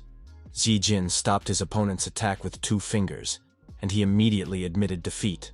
Looking out the window at the arena, Lu Xiao realized the curiosity of this little guy and the need to put him in his place urgently. After the battle, Xie Jin, passing by, noticed the friends and at their invitation joined them. Impressed by their victory over the 4th-ranked high schooler, the friends learned from the hero about the specifics of martial arts without the use of spiritual techniques. Mu Zilan cried out again, wondering how she had managed to defeat an opponent she considered very strong. Lin Yun admiringly called Xi Jin a chosen one, lamenting his unremarkable life. Lin Bo announced the end of the day's competition, and Lu Xiao's appearance only at the official competition, bidding farewell to her friends before returning to the dojo. Lin Yun also hurried home, citing urgent family matters. Left alone with the princess, Xie Jin said that although it had been a little while, he felt as if they hadn't walked together in a long time. The girl seriously rebuked Xi Jin for his constant troubles, but immediately faltered when she remembered her challenge to a duel before the school year even started. The young man also stopped, slightly embarrassed, and asked if he was really making the princess worry about him. Mu Jilan insisted to Xie Jin not to lose, and he nodded confidently and assured her of his success, after which they continued on their way. Watching Xi Jin's performance at the tournament, his friends silently admired his tenacity, knowing the upcoming training tomorrow that made him so successful at the competition. The commander-in-chief of the Gao family's city guards, Gao Yuan, considered it unacceptable for Her Majesty to personally attend the tournament. The princess wondered with slight bewilderment if the tournament would be meaningless without her presence at it. For Gao Yuan, the safety of the princess was paramount, even more important than the tournament itself. Her Majesty reminded the commander-in-chief of his family's responsibility for her safety, asking if he wanted to keep her locked up at court out of some hidden agenda. He bowed respectfully, assuring that all necessary security measures were in place for the tournament. The princess imperiously ordered him to go, and he obeyed her will unquestioningly. She said that she had heard about Sai's son's participation from Linshan Liu Dojo, and she was curious to see him with her own eyes, wondering if he was handsome. An enraged Gao Chen slammed his fist on the table upon learning that Her Majesty would personally attend the tournament. Lu Xiao speculated the reason for his friend's behavior, but the latter reminded him of the importance of his family patronage for Lu's safety. As he left, Gao said that if Lu Xiao went up against that guy in the tournament, he wanted him to be destroyed. Left alone, Mr. Lu noticed the beautiful day and the scenic spot, making his heart beat more frequently. In the evening after practice, one of the tournament participants, returning home, noticed suspicious surveillance. It turned out to be an assassin sent by a mysterious gentleman to eliminate a participant. The boy unwound his spear, wondering who had sent the assassin, and if he was really thinking of preventing him from competing in an official competition. As he attacked, the stranger pondered the difficulty of sword versus spear combat, especially in a poorly chosen narrow alley with no chance of repelling his attack. He lunged at the assassin with a divine spear of piercing strike. Having quickly disposed of the victim, the killer checked the list, noting that 13 more people remained to be eliminated, and hurried onward under the light of the bright moon. Early in the morning, Lin Yun rushed to Jie Jin with terrible news. Of the 16 participants in the tournament, besides him and Lu Xiao, the other 14 had been killed last night. The second day of the competition began at the Linshan Liu Dojo, where Mu Zilan, Lin Bo, and Hua Yi had already gathered. They were soon joined by a frightened young man, trying to find out at once what had happened. He unexpectedly heard his question answered by the princess's father, who said that it must be the work of Lu, who was interested in the boy. When asked about the reasons for this opinion, the answer followed, characterizing Lu Xiao as having outstanding abilities, but an extremely impatient nature. Eager to fight the hero as soon as possible, Lu Xiao eliminated the other contestants, ensuring that the finals would only be for the 2 of them. causing Ziejin to wonder if the tournament would be cancelled because of such actions. It was explained to him that Lu Xiao, having killed 14 people overnight, had secured a one-on-one fight with the devil sword wielder, possibly practicing before the encounter. The princess inquired about Lu Xiao's personality and his swordsmanship. Lin described him as an obsessive swordsman who traveled the world and challenged masters after the rebellion against Lin Shenliu. This is how Lu Xiao studied martial techniques, bringing the art of the sword to perfection.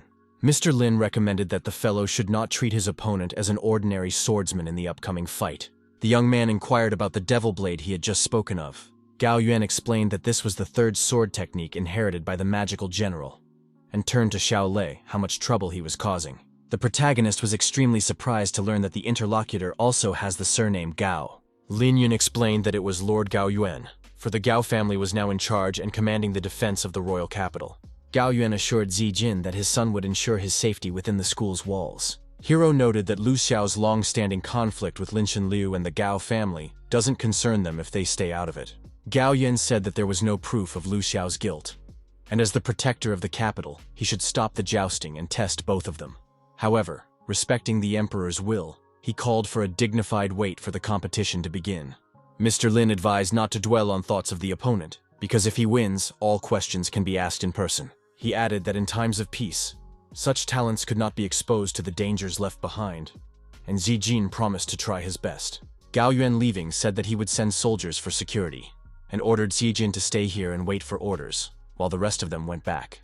The friends, not wanting to argue, decided to part ways, lastly asking Ziejin to be careful. In the evening, lying down and already preparing for sleep, the young man heard the sword's warning of someone's footsteps. Ziejin, wary, noticed an unknown figure silently slip through the window into his room.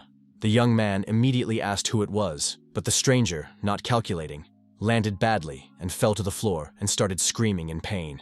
The stranger rebuked the awake Ziejin for trying to scare him, to which the latter objected, pointing out the inappropriateness of a nighttime intrusion.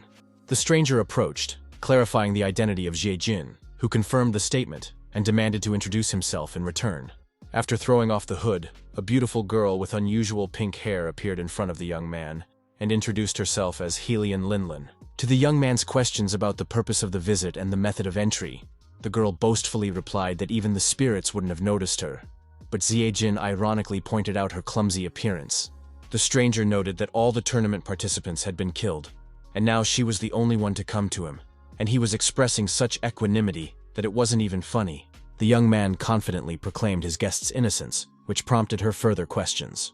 Linlin challengingly asked how Ziejin was sure of her innocence and Lu Xiao's guilt. Ziejin firmly declared his intention to catch the real culprit, no matter who he was. The admiring girl called Ziejin a worthy son of Jie Yi, unable to hold back, and snuggled up to him in a burst of feelings. Surprised by his father's knowledge, Ziejin once again demanded an explanation from the stranger. Linlin was surprised that he still didn't know who she was.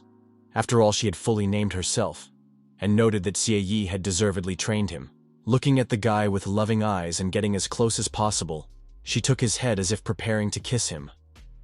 But after looking at him, she realized that he was both Ziejin and not Ziejin at the same time. Leaning her forehead against Ziejin's, the girl inquired about the purpose of his arrival, hinting at his origin from another world, much to the hero's surprise. Hearing the question of what they were doing and the warning that if anything happened they would take responsibility, as well as the order to search every room, the girl realized it was time to bolt. The girl, trying to leave the room through the window, asked for help from Ziejin, who mockingly reminded her of her praised agility. While helping the girl out, Ziejin caused her to resent the supposedly inappropriate touching, even though he was just supporting her. Quickly being outside, she peered through the window and warned that her coming must remain between them. Putting on his hood and running off into the woods, the stranger turned once more to the window, waved, and told him to do his best at the competition tomorrow. The boy waved back, still not understanding why she was coming or what family she was from. The next day, the arena was once again filled with spectators anticipating exciting bouts. Ziejin stood beside his friends, recalling the conversation he had with Mr. Lin yesterday about not overexerting himself, to which the guy replied that he would try his best. The hero was facing the arena, scrutinizing the noisy crowd and colorful flags, when suddenly he heard his name. Turning around, he saw Lu Xiao with a triumphant smile announcing the arrival of the long-awaited day of the duel. Gao Chun stood behind him, barely containing his rage at the sight of the young man. Suddenly it was pronounced that one should salute Her Majesty, and all present bowed.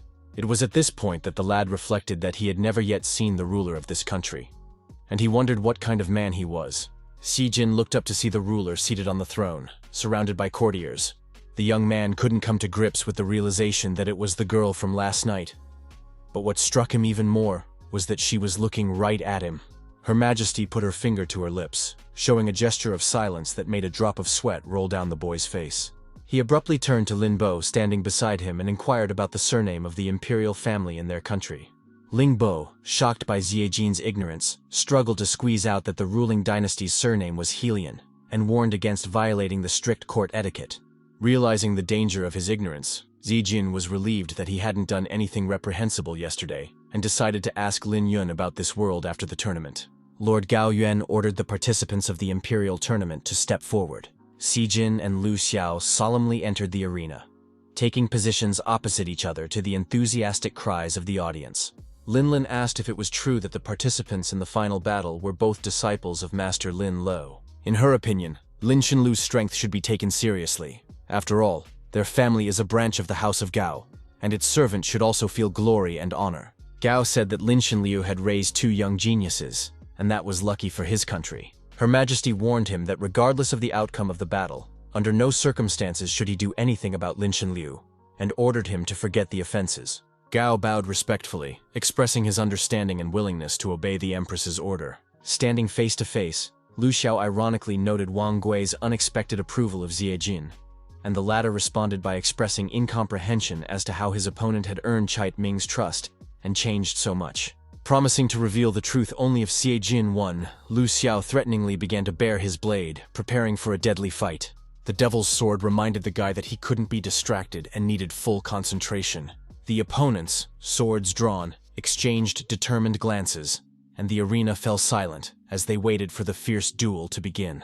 In the heat of battle, Lu Xiao noted the young man's significant growth in strength, assuming he had been trained by Ling Lei, and suggested that they call each other brothers. Sijin parried, reminding him of a student's ability to surpass the teacher, and advised his opponent to be careful. Lu Xiao, expressing impatience to test this claim, swiftly swung his blade that flashed in the air. The guy, showing lightning-fast reactions, barely managed to pull back, avoiding the deadly blow. Instantly gathering himself, Ziejin released Lin Shenlu's latent energy, preparing for a counterattack. The fight continued, with the opponents picking up speed and barely managing to fend off each other's blows. The princess watching the battle swept up that they were very strong and powerful. Unlike a magic duel, they don't use special techniques. There's no wall of fire, typhoon, or hurricane. But the arena is very tense. Lin Bo noted that they exclusively use martial arts. Constantly someone was attacking and the other was fighting back. Life and death, victory and defeat were at the tip of the blade. One powerful blow, and both opponents, thrown back by the force of the collision, scattered to different ends of the arena. Barely able to stand on his feet, the hero realized that his opponent was the strongest he had met, as intimidating as Spirit King Gao Qi. He is even as strong as Lin Lei's predecessor and father combined. Lu Xiao, smiling admiringly, recognized his opponent's strength, noting that he hadn't enjoyed a fight like this in a long time. Sijin, trying to hide the trembling in his voice, honestly admitted his fear of the formidable opponent. Lu Xiao, suddenly mollified, offered to spare the young man's life in exchange for admitting defeat, considering it a more interesting outcome. But the hero replied that if he admitted defeat now, he must not dare to overpower him afterward.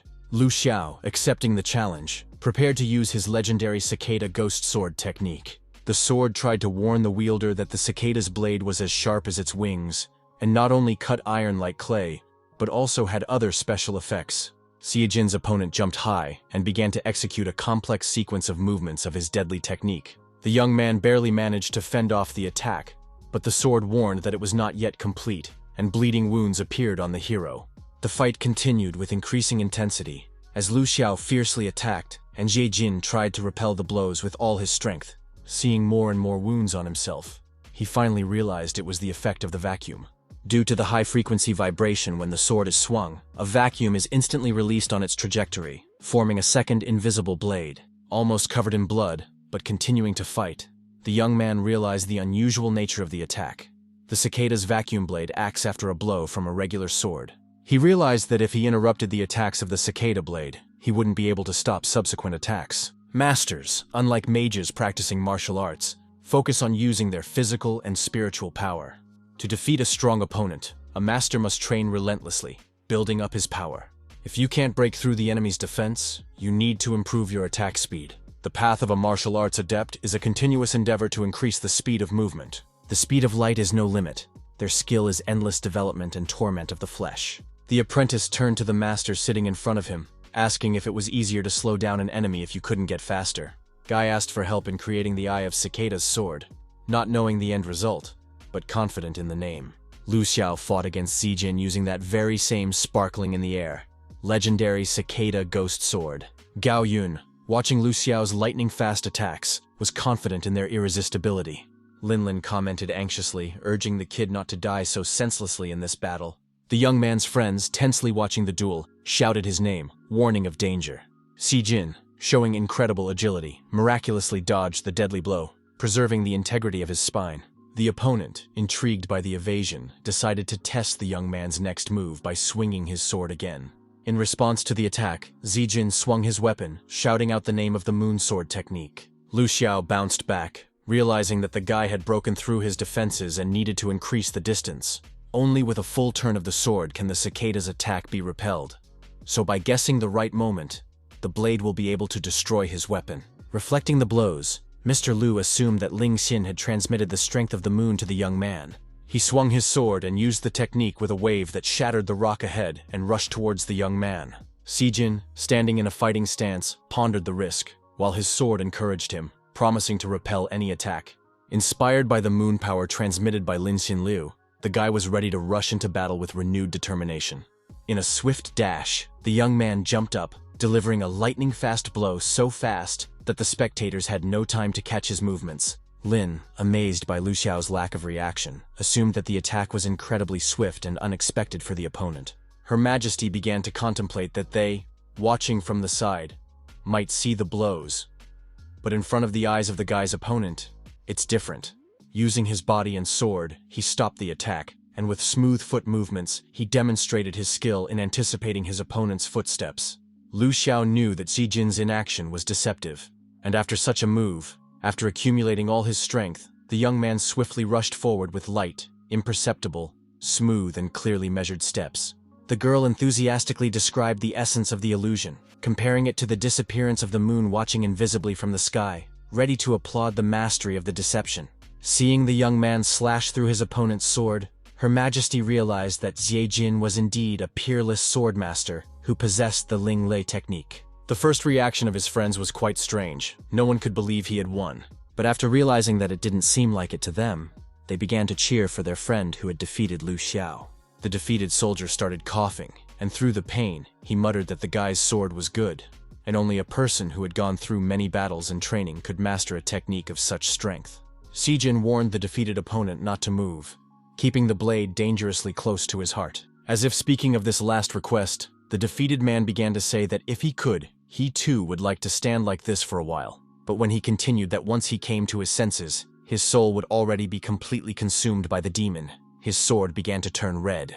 Seeing the change in the color of the blade, Her Majesty immediately knew that it was a devilish power and was frightened. She shouted for the young man to move away from the defeated enemy, and Gao Yuan ordered the Royal Defense Squad to be put on alert. The hero also saw the change, but he only managed to utter "this" with startled eyes. The dying opponent with red pupils let out a chilling scream filled with demonic energy. The ghost of a weeping demon hovered ominously around the sword, filling the air with an eerie aura. The sword explained to the frightened and uncomprehending guy who didn't understand what was happening, that apparently the cicada sword had been infected, and it was clearly done by the third demon killed by Lin Li, that is, the crying demon. The royal guards, realizing the danger, rushed towards Lu Xiao in an attempt to stop his transformation. But they didn't stand a chance, for they didn't even get close to him as they all started to drop dead.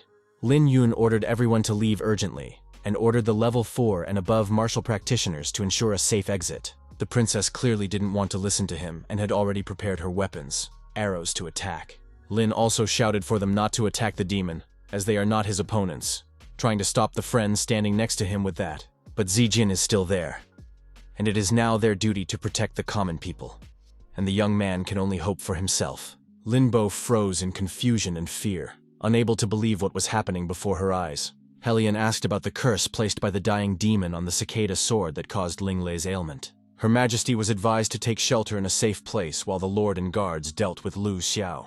While wearing the crown, the princess accused them of negligence leading to a dangerous situation due to personal revenge. She warned of an upcoming serious conversation with Lord Gao about what had happened. The Lord angrily accused Mr. Lu of submitting to evil, demanding that he stop resisting detention. Lu Xiao raised his head and promised to take revenge for the old man's unfair treatment. Gao Yi shouted, "Die!" And after creating magic, he unleashed it into the air.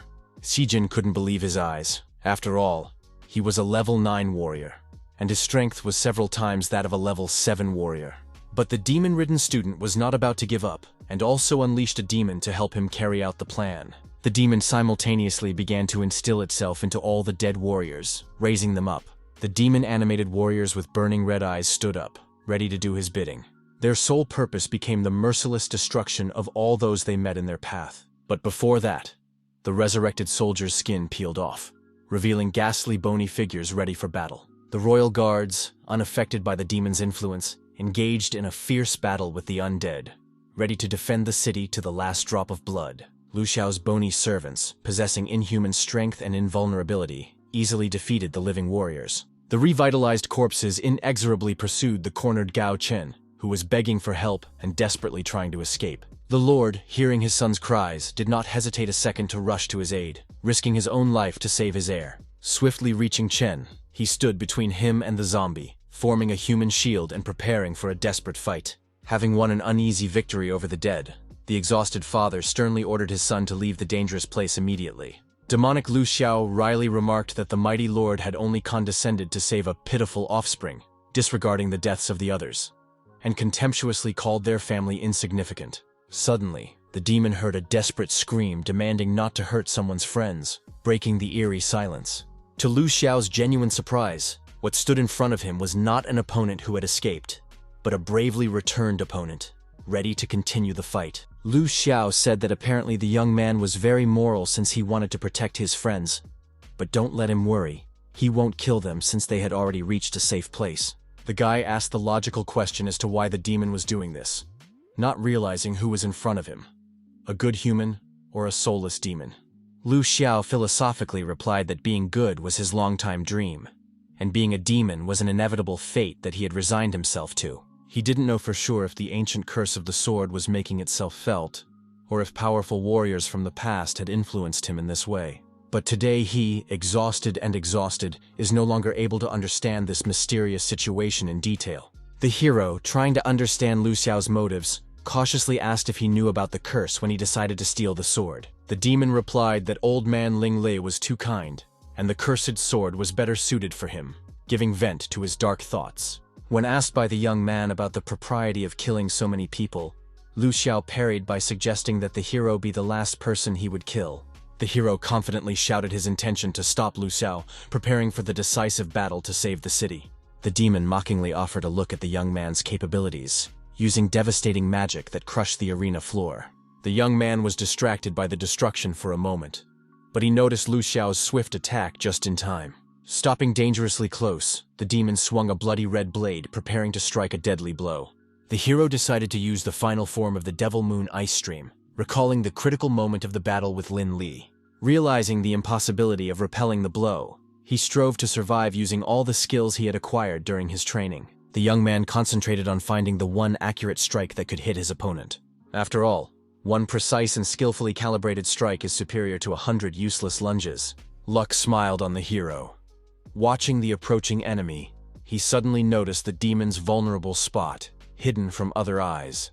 Without wasting a second, the guy struck a lightning-fast and precise blow at the demon's detected weakness. The bleeding Lu Xiao couldn't understand how this happened, although he realized that there were no invincible swords. But he was perplexed as to how this young man had found the weak point of his weapon so quickly. The demon thought that the boy was smart beyond his years, and the student really surpassed the teacher. These were Lu Xiao's last words before he dropped dead on the ground. Hearing the sound of falling, the hero turned around and was relieved that the enemy would not get up again. With the demise of the main demon, his minions had clearly lost most of their power. The general who came in couldn't believe that the guy in front of him had handled such evil. He looked at the young man so maliciously that he felt his anger and hoped that under the clamor the general would not kill him, for only his men remained nearby. After a few seconds, the warlord said that the guy could be proud of himself today, and he realizes that some of his family members are not the best people on the planet. The incident that happened would hit Gao's family very hard, and the young man might think that he had repaid them in this way. While saying this, they looked at the corpse of the lying demon. But what was their stunned surprise when the mask suddenly fell off him, revealing his true face. The general and the guy were beyond angry, for this turned out to be the corpse of someone other than Lu Xiao. Crouching down beside the dead body, the warlord recognized it as one of his warriors and assumed that Mr. Lu had used this technique to escape from the beginning.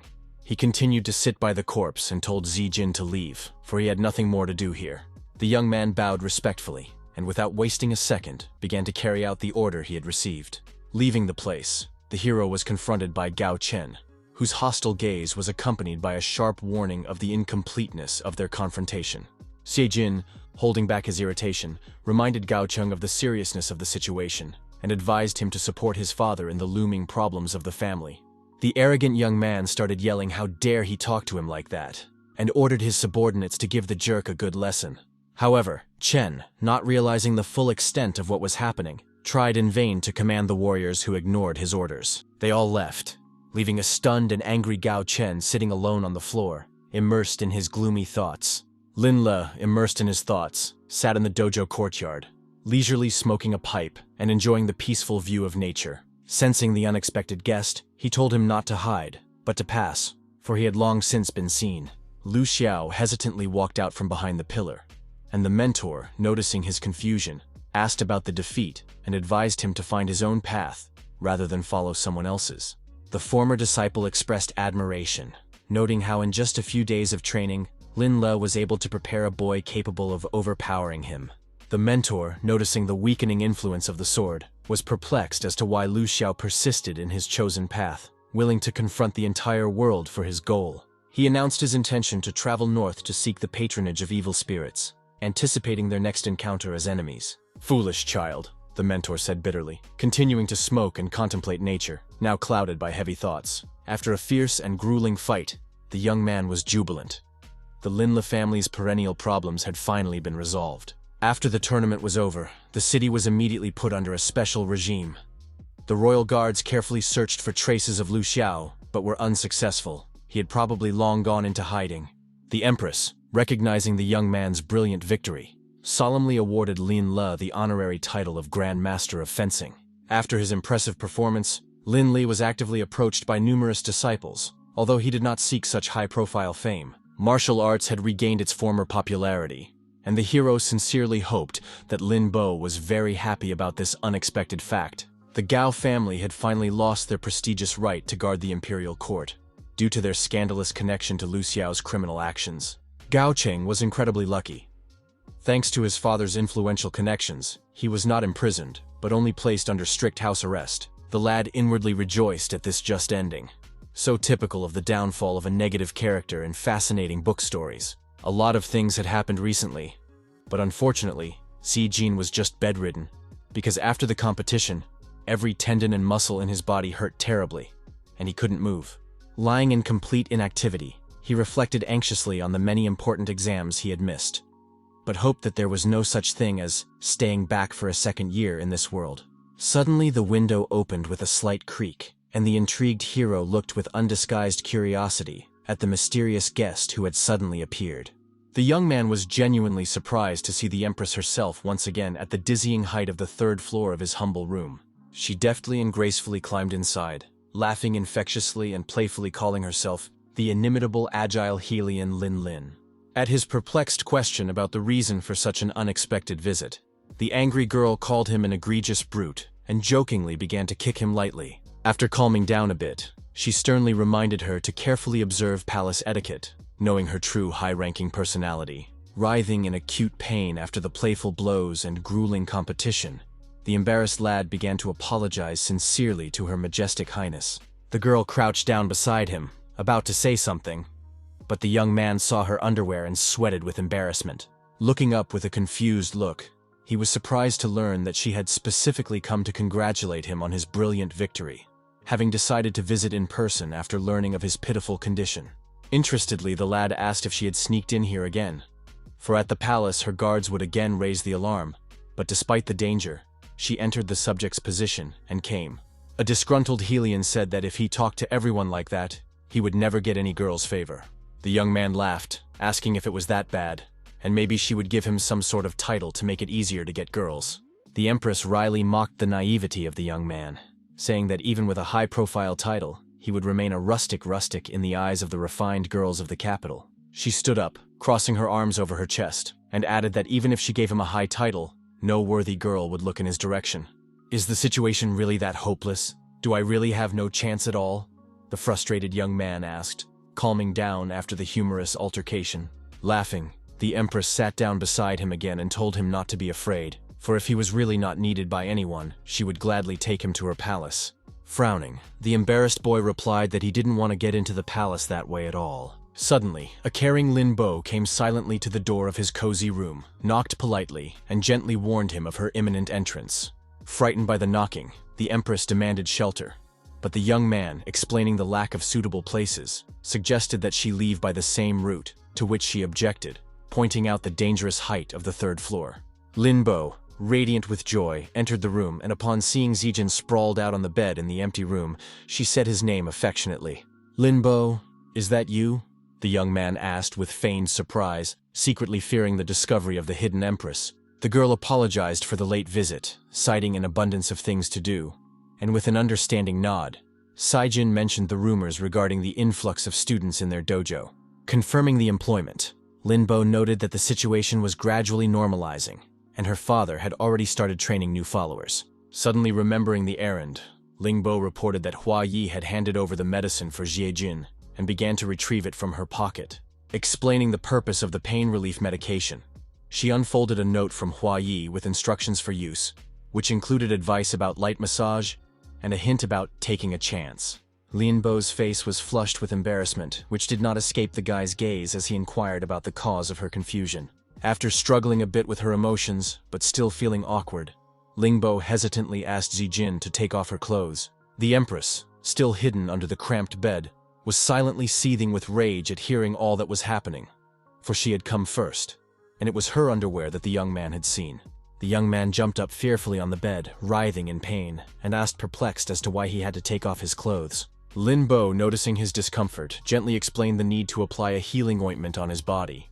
The guy started to awkwardly recoil, suggesting alternatives, but the girl insisted on her decision.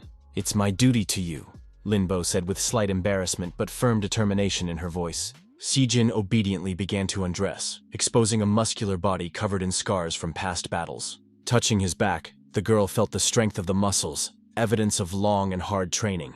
Massaging gently, Lin Bo asked about the strength of the pressure, to which the guy replied, feeling relief in his muscles. The Empress, hidden under the bed, covered her face with her hands, realizing the ridiculousness of her position. Grateful for the help, the young man took Lin Bo's hand, saying that he was already feeling much better. The girl reminded me that there were still legs left that needed treatment as well. Fearing the detection of the Empress, the guy turned around abruptly and said he could put them on himself, frightening the girl who opposed self-medication because of the possibility of doing it wrong. From the sudden movement of the guy, the girl lost her balance and fell right on top of him, ending up on the bed with him. Hurriedly getting up, Lin Bo apologized and worriedly asked if she had hurt him. He replied that it was nothing, and then the girl asked him not to refuse her help, for it was the only thing she could do for him now. Finding himself in an incomprehensible pose, Z realized that he urgently needed to calm down and think about something boring, such as a problem about the area of a circle. At this time, Lin Bo got up and asked him what he thought of her. The young man quickly began to voice that he thought she was a very smart and good girl, who not only had a high level of martial arts skills, but also helped her father, who was undoubtedly very proud of her. She started making excuses that she was doing all this because she had to protect their dojo and she had no talent, because if the guy hadn't saved them back then, they wouldn't exist anymore. The guy began to encourage Lin Bo, saying that perseverance would lead her to great achievements. He reminded her of her victory over Gao Chen as proof of her strength and ability. "Should I have more faith in myself?" the enthusiastic girl asked hopefully. Zijin advised her not just to believe but to be proud of herself, emphasizing the advantage of their youth, adding that constant training would help her overcome any difficulties and defeat strong opponents. Lin Bo, surprised by the wisdom of his words, noticed with a smile that he was speaking quite like an adult. Thanking the young man, the girl snuggled into his shoulder, seeking support and comfort. Gathering her wits, Lin Bo prepared to say something important while looking at Xie Jin directly in his eyes. Suddenly the door swung open and the princess entered the room without warning, breaking the intimate moment. Seeing the half-naked Xie Jin, she turned away, but managed to ask about the reason for his inappropriate appearance. The princess sat down next to him, explaining that she had brought some notes and inquired about the young man's well-being. Lin Bo, hiding under the bed, was astonished to find another unexpected guest there. Helian quickly interrupted Lin Bo's attempt to address her formally, covering her mouth with her hand. After realizing the complexity of the situation, the pale Xie Jin realized that he was in an extreme predicament. Xie Jin, the son of spiritual gods, was reborn in this world after being killed in his previous life under the wheels of a truck. His soul gained a new body, following the destined path of becoming a great warrior. Sitting on the bed with Mu Zhilan, the young man pondered how to get out of the situation with the two girls hiding under the bed. He thought about pretending everything was fine and calling everyone over to play mahjong, but remembered that it wasn't in this world yet. The guy decided to tell the rules of the game, confident of its popularity, and envisioned opening an establishment with drinks, girls, and mahjong, setting up a worldwide competition. Immersed in fantasies, the young man did not notice the bewilderment of the princess sitting next to him, and then planned to teach demons to play this game so that everyone competes, figuring out relationships. Concerned by the boy's strange appearance and behavior, Mu Zhilan touched him, asking if he was okay and had a fever. But he shouted that there would be no wars and deaths then, scaring her. With a startled gasp, the girl jumped up, and the notes that were lying on her lap sprinkled. Bending down to pick up the papers, she rebuked Xie Jin for scaring her. The guy realized that the princess was about to spot the hiding girls and he would be finished. As it happened, Mu Zhilan leaned over and saw them, and the young man was already mentally saying goodbye to his life. It was pointless to hide any further, and everyone began to get out of their hiding places. When asked by the princess about what was going on, Lin Bo was the first to say that she helped the guy apply the ointment Hua Yi had given him. Mu Zhilan asked if he couldn't apply the ointment on his body himself, putting Lin Bo into a stupor, while in the background, the empress giggled, for this tone immediately gave away the princess. An angry Xie Jin blamed the empress for the situation. Helian asked in surprise, questioning if he really blamed her for everything that was going on. Mu Zhilan, noticing the stranger, asked Xie Jin who she was. Shocked at the princess's ignorance, the young man introduced the empress as Her Majesty. The frightened Mu Zhilan started to bow, but in response, she heard that they were not at an official reception, so they would do without pleasantries. And besides, she was a princess of a neighboring kingdom. When asked about the reason for Empress Xie Jin's visit, he only shrugged his shoulders in bewilderment. About to culturally cut in on the princess's conversation, the empress coughed to get everyone to shut up and pay attention to her. When that happened, she explained that Xie Jin was special, and she had an errand for him, so she hoped that everything that happened here would stay between them. The surprised Mu Zhilan queried about the peculiarity, but the empress said that the young man would explain it himself. Helian then turned to the standing Lin, saying that she had planned to meet her father in addition to that, and asked her to escort her out. The latter bowed and said, "Of course, Your Majesty." As they left, Lin Bo handed the princess the medicine and asked her to help their mutual friend. When the empress and Ling Bo left, Mu Zhilan returned to the young man who wanted to explain the empress's words, but she said to apply the ointment first. While giving a massage, the princess noticed the young man's good shape and rebuked him for flirting with girls. With a smirk, the main character asked if she was jealous of the other girls. The princess reminded the importance of studying to achieve the rank of spiritual deity, hinting at her progress. Calmly and without any tension, Xie Jin said, "Why not, since his parents are spiritual masters?" Entering the dojo, the girl watched with interest as the new students practiced. Lin Lo noted with deep reverence that the impressive influx of disciples was an undoubted merit of Her Majesty. The Empress strongly expressed the need to curb the Gao family's ambition, which had recently overstepped its bounds. Mr. Lin was quick to say that he was only a swordsman and was not versed in such political matters. "Your remarkable constancy is admirable and surprising," remarked the shrewd Empress, with a slight irony. She commanded the training process of the elite warriors with authority, ignoring the master's obvious doubts. Lin Lo inquired with poorly concealed annoyance about the true purpose of her unexpected and persistent visit, not believing that she had just come to see his life. At the old fence of the dojo, Helian cautiously and as if casually asked about Lu Xiao's mysterious northern journey. After a long, tense pause, The Empress asked directly and forcefully about the master's unconditional loyalty to his wayward apprentice. Lin Le respectfully bowed his gray head and firmly affirmed his unwavering loyalty to his mentor's duty and principles. Lin turned away from him with the realization that in a way he was right and there was nothing to scold him for. Gracefully seated on the bench, she detailed the extensive search for a miracle medicine to cure him undertaken by Xie Yi and Ruan Day. The experienced Mr. Lin took a deep breath and admitted that he had already almost resigned himself to his unenviable situation. The Empress ranted excitedly about the critical importance of his recovery in the face of impending global catastrophe. The experienced master instantly realized that such a high person would not appear without a good reason, and the first thing that came to mind was a demon invasion. She hinted cryptically that there were creatures in the world far more dangerous and insidious than the demons they knew.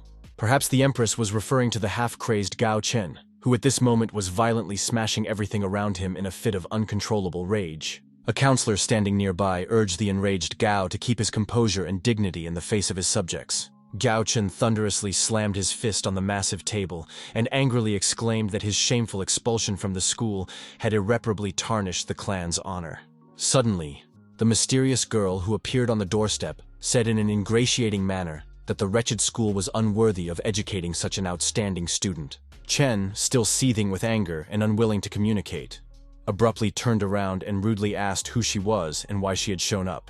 The stranger, smiling enigmatically, introduced herself as Bi Luo, but immediately added that many people knew her as Pearl. Looking carefully at the girl, Chen couldn't hide his astonishment when he saw an aura of rank 9 strength emanating from her. After the healing massage, Zijin felt an unprecedented surge of strength, largely due to the miraculous Hua Yi medicine. Suddenly, someone lightly touched his shoulder. Turning around, he saw the princess asking about the recent massage with a sly smile. The young man, somewhat confused at saying good morning, was acutely aware of the possible tension in their relationship after recent events. Lin Yun jokingly hit Si Jin with a rolled-up outline and ironically wondered if he thought he was untouchable to the teachers. The guy parried with a disarming smile that every school has a special student who gets away with a lot. With a sly grin, the teacher chagrined at the lad, assigning him the task of practicing combat due to sudden fatigue, assuring him that the young man was up to the task. The stunned Zijin started to ask questions, but the cunning teacher had already hurriedly departed, leaving him at a loss. The young man, sweating nervously, realized the gravity of his assigned duties while his friends, chuckling, promised to see him in class.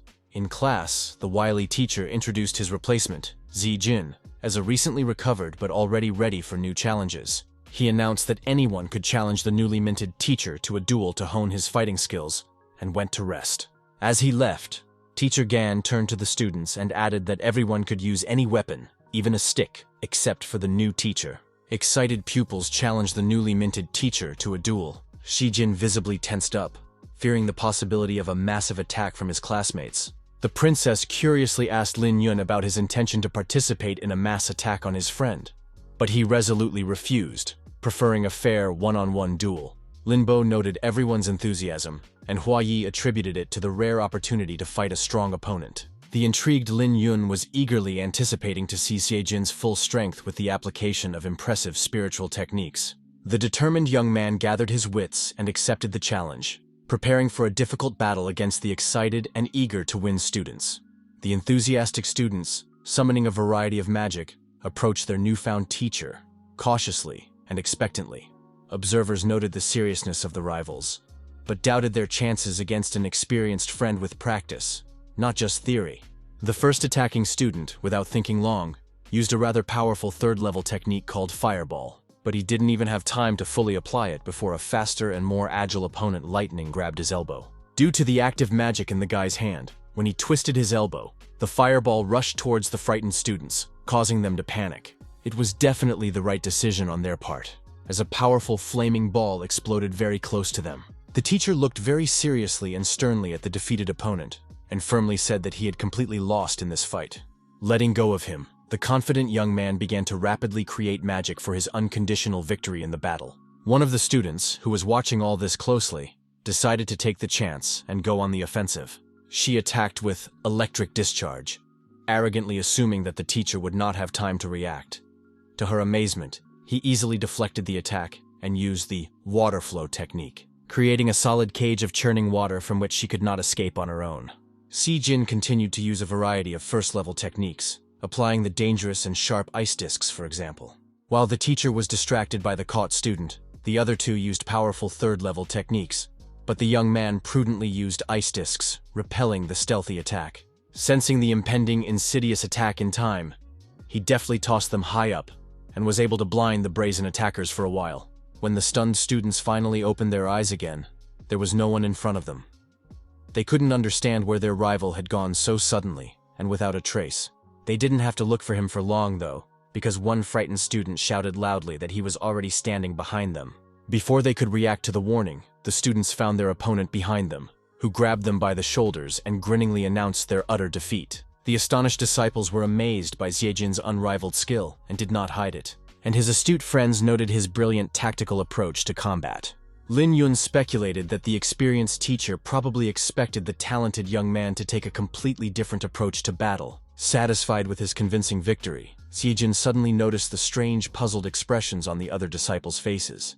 The impressed classmates sincerely expressed their deep respect, unanimously recognizing the young man's clear superiority in strength, agility, and intelligence. A student who had time to fight the newly minted teacher and was in the cage noted the strangeness of their fight. All the students agreed with her words, and the confused young man didn't know what else to add. He assumed it was because he didn't use high-level techniques. Lin Yun and Mu Jilan approached him, saying that from what they saw, the young man spent a lot of time practicing techniques. The curious Hua Yi suddenly inquired at what young age the brave Si-jin first went on a dangerous monster hunt. The hero, smiling, said he thought he was about 8 years old, as if knowing that was too early and he was special. The people around him turned pale at this information, because at 8 years old, being in the forest with monsters on your own is insane. The guy wondered if he was being pitied after hearing everyone talk about how he, poor guy, was having a hard time. The princess astutely noted the significant difference in approach to martial arts training between their countries and Si-jin's methods. The surprised young man could not understand the widespread disregard of students for basic but effective low-level techniques. The student admitted that she thought water flow was a childish technique, incapable of stopping electric discharge, but merely designed to feel spiritually powerful. The young man began to explain that current needs a good conductor, and air is not suitable for it, so he used water flow. But noticing the surprised faces of his interlocutors, who did not know the meaning of some of the words in his explanation, he stopped his story. After scratching his head, the hero decided that it was too complicated for them, and suggested that he first explain the basic principles of combat. He said that higher-level techniques allow for more damage, but require more time and effort to prepare, as spiritual techniques require combining one's spiritual power with natural ones. The more advanced techniques of the third level require the concentration of more natural force than the techniques of the first level, and thus more time and effort. However, people with a high level can quickly use even the beginning techniques. The disciple, puzzled yet understandingly, voiced his speculation that this was why Si-jin was able to apply his techniques so quickly. The young man explained that his level was higher, so it took less time for him to use the first-level techniques than the third-level techniques for them. But he didn't use a high-level technique to defend himself from the possible attack of the remaining two. These words made the students very frightened, which was clearly visible from their pale faces and widened eyes. He added that, in addition to quick creation, low-level techniques have other trump cards that should not be neglected, because the most important thing is not strength, but use at the right time, which is the basic principle of combat. Saying that each technique has its own use, he created a fire on his hand and advised him to study the foundation deeper before using complex techniques. After all, it is possible to make the flame flare up much stronger, and he created a wind in his other hand, showing an example of what he said. But if you create a vacuum, the flame will immediately go out, because the elements react differently with each other.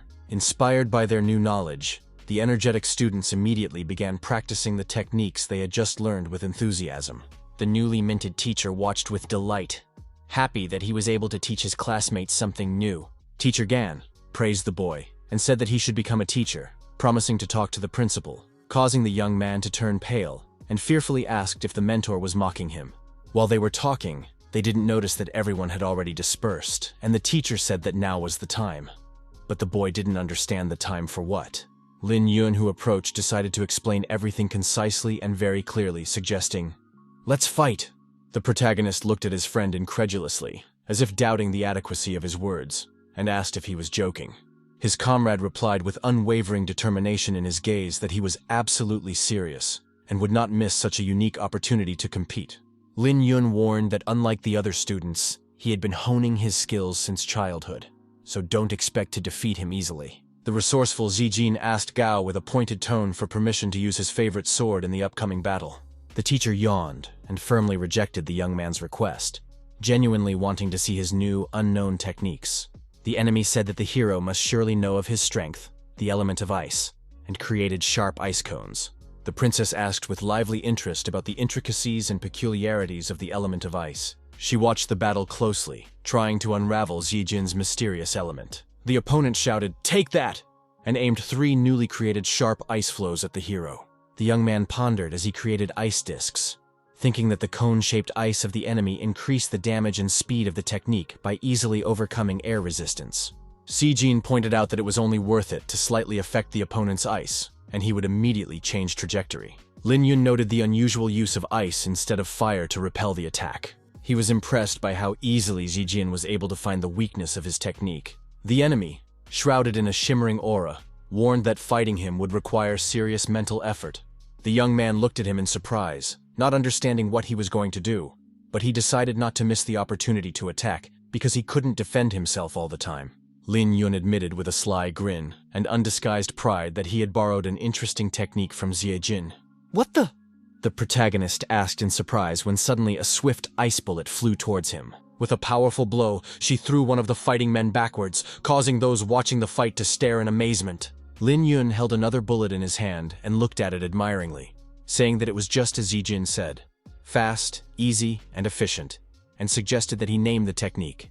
Zijin, slightly embarrassed, explained that he usually referred to this effective technique simply as ice bullets. A friend approved the name and, announcing the new technique, fired a whole series of ice shells at the enemy. As he tried to dodge, the young man was angry at copying the technique and was amazed at the speed of mastering it, realizing Lin Yun's strength. The less agile Zijin, while avoiding the attack, was accidentally hit by an ice bullet that immobilized his leg. Unable to move, the guy decided to try to attack his opponent from behind and, creating magic, directed it at the back of his friend standing in front of him. The princess watching this was amazed, for this was her style of fighting. Lin Yun created an icy defense and explained that he had studied Mujilan's style perfectly, rendering Zijin's techniques ineffective. Lin Bo, watching the exciting battle with admiration, couldn't hold back an exclamation about the guy's incredible strength. Teacher Gan pointed out that without the sword, Zijin's strength has diminished, but in spiritual techniques, the opponents are equal. The teacher admired Lin Yun's innovative technique, deciding to include it in future ice element textbooks. The guy dodging, he pondered that fighting with Lin Yun was quite different from fighting with the princess, and much more unpredictable. The ice element allowed Lin Yun to completely control the battlefield, immobilizing his opponent's leg with an ice trap. Zijin realized that the cold strengthened the ice but also made the wind more powerful, so he created a wind defense against the ice bullets. With this multifunctional technique, the young man planned not only to defend, but also to conduct powerful crushing counterattacks. Concentrating, he directed a fierce stream of wind directly towards the enemy, surprised by this tactic. Disappointment awaited him once again, as Lin Yun used a 3rd-level technique and created a wall of ice in front of him. Seeing that he was once again unable to cause damage to his opponent, the guy decided to prepare for an elemental mixing attack. The improved wind power began to help, and she began to break the ice shield. The princess was surprised that this 2nd-level technique was more in line with the 3rd level in terms of strength. The teacher explained that the young man was adept at using atmospheric changes to enhance his techniques. Lin Yun, seeing the cracking shield, warned Zijin to prepare a decisive strike. The young man used a new technique, the protagonist to show the real power and see what he could do with it. Lin Bo and Hua Yi were amazed at the power of the 5th-level techniques used in the battle. Zijin decided to use the 2nd-level fire stream technique, which began to mix with the flow of wind. Lin Bo wondered if the combination of fire and wind could resist the element of ice. The princess noticed that the ice bullets had greatly weakened the fire attack. "Level 2 technique, electrocution," shouted the guy, concentrating the energy in his palms. The powerful electrical discharge slammed into the enemy's shield with a deafening crackle, causing it to crackle. Mujilan exclaimed at the destruction of the defense, but the teacher remarked that it would no longer affect the outcome of the battle. Lin Yun shouted, "Victory is mine!" and raised his hand upwards, controlling the huge hammer above him. The disciples in the courtyard were astonished when they saw Lin Yun's 5th-level technique performed. The young man's opponent, still holding his hand up and holding the hammer, asked if he was going to give up. The guy smugly replied so that the opponent wouldn't even think about it, because he was much faster and had already finished preparing his attack, so only he should surrender here. Mujilan shouted to Teacher Gan that they were going to kill each other and hoped that he would stop them. Thoth mouthed for her not to worry, for he was in control of the situation and continued to watch the battle. Lin Yun couldn't hold back, so he lowered his hand, followed by the hammer, preparing for the strongest impact on the ground. Si Jin quickly applied the fireball technique, aiming it at the remnants of the enemy's ice shield. Under the influence of the fire, the shield began to melt rapidly, losing its strength and protective properties. A powerful hammer blow finally shattered the shield, scattering shards of ice in all directions. A thick cloud of dust enveloped the battle site, hiding the fighters from the gaze of the anxious onlookers. The frightened princess began to scream, trying to find out if her friends were all right. When the smoke began to clear, everyone saw the teacher carrying both students out of the dueling area. After all, if something happened to the strongest students, he would be in trouble. Lin Yun said that Si Jin's attack was faster, so Teacher Gang saved him first, in which case it could be considered that he had won. With a smile, the hero muttered that the opponent was very strong anyway, and shook hands with his friend. A frightened Mujilan was the first of her friends to run up to the guys and ask if they were okay. Gan happily imagined that because of such outstanding students, he would definitely become the teacher of the year. The back slope of the majestic mountain, at the foot of which the famous Royal Training Academy was located, was striking in its beauty and grandeur. The Royal Training Academy is located near a mountain range called the Demon Mountains. Due to the large amount of spiritual power in the atmosphere of the range, there are many demonic creatures that live there, hence the name of the mountains. Legends say that in the heart of the ridge, where no man has ever set foot, there are demons of the 9th and even 10th level. Although the academy is close to the mountains, there is less spiritual power in the surroundings than at the top, so the demons near the school are weak, and there was only one level 5 creature dwelling in the mountains to control the rest. This place was the scene of the entrance examinations every year, and the order established here was never disturbed. But nothing lasts forever, and when Zijin killed the only level 5 demon, the rest of the inhabitants of these places descended into chaos. The previous ruler of the mountains, a level 5 demonic being, had faithfully served the academy for over 300 years, which was longer than most teachers, and had never caused any trouble. The news of his death caused concern for most of the faculty. To prevent the atmosphere in the team from deteriorating, the academy organized a big picnic for the teachers, and they, giving in to the fun and alcohol, completely forgot about their worries. Only the headmaster still realized the danger of the situation. Without their king, the rest of the creatures, fearing the students, would leave the area, and the academy would not be able to hold the annual entrance exam. The principal was at a loss, for the centuries-old tradition of the examination could not be broken while he was in charge of the academy. He couldn't even send someone to find a new high-level creature, since unless it chose a new habitat on its own, it would simply run away after being forcibly brought in. His musings were interrupted by his teacher bursting into the office with the news that a new level 5 demonic creature seemed to have taken up residence at the academy. With a note of admiration and hope, the principal said, "Really? Hurry up and show it to me." Coming to the forest, the principal could not believe his eyes, for he met the teacher said that there were evolved demonic beings in nature that used the spiritual power of the atmosphere, and they were much more dangerous than ordinary ones. But the teacher added that some areas of the Demon Mountains had yet to be treaded by humans, so it was foolish to think that new types of demonic creatures would no longer be discovered, while Zijin was busy drawing without listening. When asked by the princess why he wasn't listening and drawing, he replied that he was bored, so he decided to do his little invention. Upon seeing the layout, Mujilan, barely holding back tears from realizing her friend's genius, exclaimed, "You call this a small invention? It looks grand." The young man nonchalantly declared that he was unlikely to need it anyway, for he had drawn it out of boredom. But, laughing, he added that if he did create the thing, he could sell it to some country for huge sums of money and become the richest man on the planet, while the princess sat frowning in incomprehension. Suddenly, instantly transformed, she asked if Zijin would be free after class. The guy replied, "Sure," wondering if his girlfriend wanted to ask him out, and was glad he had finally waited for it. The teacher interrupted their conversations by saying, "Ahem, ahem," and reminding them that whispering was forbidden in class, and silence was required. Embarrassed by the remark, the girl faded her gaze, and the guy, smiling, scratched the back of his head in embarrassment. Meeting after class in the courtyard, the young man was curious as to why she was calling him. Mujilan admitted that since they met, there was one issue that had been plaguing her that she wanted to hear his opinion on. Si-jin replied that he would try to help, though he wasn't sure he could, and thought that she probably wanted to confess her love to him, longing to hear the cherished, "I love you," and give a positive answer. The princess, gathering her courage, blurted out, "Please help me become stronger."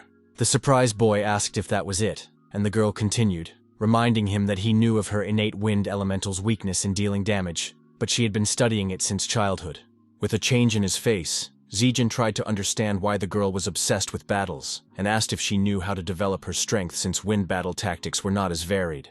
Mujilan agreed that she should follow the manuals and raise her spiritual power to master high-level techniques. But after his fight with Lin Yun, she realized that she was using even the techniques she knew incorrectly. She admitted that she had been thinking about it for a few days, trying to solve the problem herself, but without success, so she sought his advice. Embarrassed, adding that she hoped not to seem too brash, the girl heard the young man say that they, who had agreed together to reach the rank of spiritual majority, were God-sent to help each other. He noted that although Win's techniques were weak in dealing damage, she had already solved that problem by creating her own Arrow of the Gods technique. The guy said she had no problems in that direction, but an even bigger weakness of Wind techniques was their uselessness if the enemy got within a certain distance, so he advised her to work on her mobility. Jin advised the princess to focus on improving long-range techniques, ignoring melee combat. Knowing his friend's diligence, he imagined her turning into a muscular fighter, which didn't appeal to him at all. The thought of how pumped up she would become made his face change, and he began to imagine fighting her off while the girl looked at him like a fool. The princess pondered aloud on ways to increase her mobility in battle. The young man thought about it and suggested that she learn to fly using the characteristics of the element of wind. Although it was possible, but such a technique would take too much of her spiritual power. So he should think hard, for there should clearly be a worthwhile idea in his head. Then the princess voiced her thought. If she needed to increase her mobility, maybe she should just ride a horse during battle. The girl explained the benefits of horseback riding, especially considering her steppe background. The young man suggested using a fast demonic creature instead of a horse, planning the search for tomorrow. The next day they did, though the girl called all her friends to go, though the guy hoped they would be alone. The princess justified the crowdedness, but the young man worried about scaring away demonic creatures. Linbo admired Zijin's hunting expertise, not realizing his intention to tame rather than kill the demon. Lin Yun said that he just had nothing to do, to which Zijin mentally asked him to leave. Hua Yi bragged about the prepared picnic with alcohol, which surprised and slightly worried the hero. Lin Yun noticed that Zijin had thoughtfully brought a weapon with him. The sword suddenly came to life, happily commenting on the composition of the group and offering a choice of halves. A sudden mysterious sound from the mountains caught the attention of the entire company, making them wary. Lin Yun warily noticed that the sounds were being made by the numerous demonic creatures lurking in the mountains. Mujilan was perplexed about the return of demons after Zijin defeated a strong level 5 creature. Hua Yi shared a rumor from her teacher about the appearance of a powerful new demon that attracted the others. Lin Bo puzzledly inquired about the level of the new creature, marveling at her inability to detect it. Zijin assumed that the demon had the ability to mask its presence from detection. The young man cautioned his friends to be careful, especially if the creature surpassed level 5. Unbeknownst to the group, the watching monster lurked just a few meters away, hiding in the dense thickets. Liu Qing, the medicine teacher, was patiently waiting for the water for tea to boil by the fire. The headmaster arrived and inquired about the wounded man's condition, listening carefully to the healer's report. Liu Qing reported successful wound healing and a favorable prognosis for the patient's physical recovery. However, she warned of the difficulty and lengthy process of detoxifying the body from the strong poison. The victim, seeing the director enter, apologized guiltily for his oversight. Li Xian thoughtfully noted the increased threat from the demonic creatures and suggested temporarily restricting student access to the danger zone. Suddenly, a disturbing premonition gripped the principal, making him frown and tense up. Intuition told the headmaster that Zijin had gotten himself into trouble again. The friends walked carefree through the forest, enjoying the companionship and the beauty of the surrounding nature, unaware of the impending danger. The idyll was disturbed by the sudden appearance of the creature, lightning fast snatching Hua Yi's basket of food. Assuming the demonic nature of the kidnapper, the friends were surprised to see a cute cat. Hua Yi shouted a warning to the group about the creature's deceptive appearance. Zijin supported his friend, urging the others to remain vigilant against the demonic creature. Hua Yi angrily accused the cat of stealing the provisions, and Ziejin marveled at her priorities in a dangerous situation. After watching his friends squabble, the cat decided to remove himself with his prey. Lin Yun used the ice bullet technique in an attempt to stop the fleeing creature. The nimble cat deftly dodged the attack, and the icy projectiles crashed into the ground. Ziejin noted the speed of Lin Yun's new technique, but it was insufficient to catch this creature. With a lightning-fast climb up the tree, the cat left her friends stunned. Settling down on a branch, the animal stretched and cast a disdainful glance at the humans. Lin Yun sensed the cat's disdain, and Lin Bo noted its uncommon intelligence. The princess, unlike the others, marveled at the grace and agility of the mysterious creature, not hiding her delight. After briefly watching the humans, the cat took off into the woods, and the friends rushed in pursuit. Chasing after the animal, Ziejin suspected that the cat was intentionally leading them somewhere despite its clear superiority in speed. The sword warned the young man of possible danger. A harmless animal could lead them to a more powerful demon. Suddenly, Hua Yi, noticing something disturbing, cried out in panic, urging everyone to stop immediately. The girl turned her friend's attention to the unnaturally wilted trees, sensing danger. Hua Yi warned of the poisonous fumes, and urgently handed out antidote to prevent poisoning. Taking the antidote, the princess speculated that the cat had led them to the habitat of other demonic creatures. Mujilan lost her vigilance and didn't notice the snake descended from the tree right beside her and opened its mouth for a deadly bite. Ziejin quickly reacted, pushing the girl away and aptly shooting at the reptile's head. A frightened Mujilan snuggled up to her savior, assuring him of her well-being. Lin Yun shouted out, "Watch out!" Зрение, вытянув руку, как будто блокируя путь его друзей, идущих за ним. He pointed to a strange foliage that turned out to be a cluster of poisonous snakes masquerading as vegetation. The friends rallied in a circular defense, supporting each other and repelling the attacks of the many snakes. Ziejin surprisingly asked the sword about the warning, but it revealed the existence of a more dangerous snake queen. Ziejin asked the sword queen's strength level, anticipating that their encounter with her was imminent and close. After dealing with numerous snakes, the friends suddenly noticed another huge and intimidating crawling creature. The frightened princess asked in a trembling voice what this creepy and disgusting creature was. The hero loudly commanded Lin Yun to immediately erect a high ice wall for reliable protection. Barely had they had time to take cover behind it before a huge monster crawled past their flimsy shelter. Ling Bo excitedly asked Ziejin if they should run away as soon as possible, but the guy strongly objected that the snake would catch up with them quickly anyway, and now they were at least out of its sight.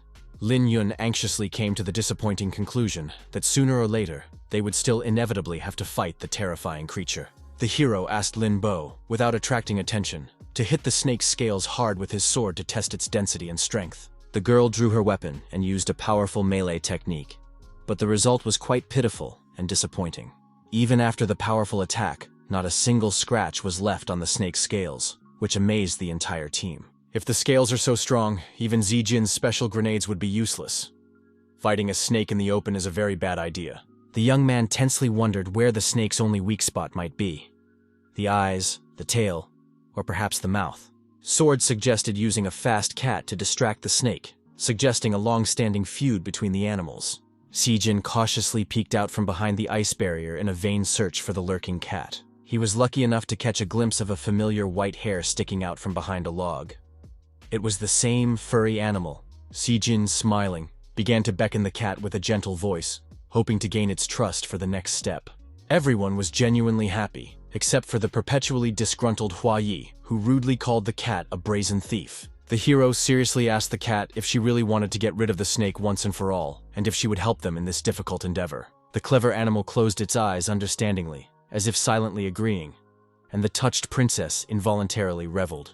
The affectionate cat gracefully approached the lovely princess, meowing softly and caressing her whole body.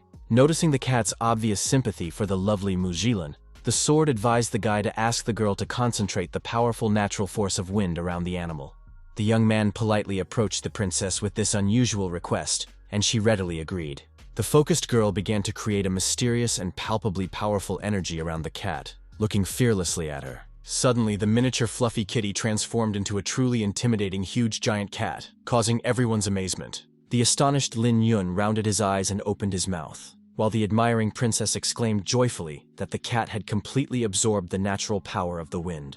Ziejin explained to his friends in detail his risky, but still had a good chance of success cunning plan. The devoted comrades amicably assured the hero of their full and unconditional trust, ready to follow him. Si Jin emphatically instructed the brave cat to distract the formidable snake by any means possible, strongly emphasizing that the outcome of the battle and the overall victory directly depended on her. The shrewd animal understood everything perfectly well and quickly ran to execute this risky plan.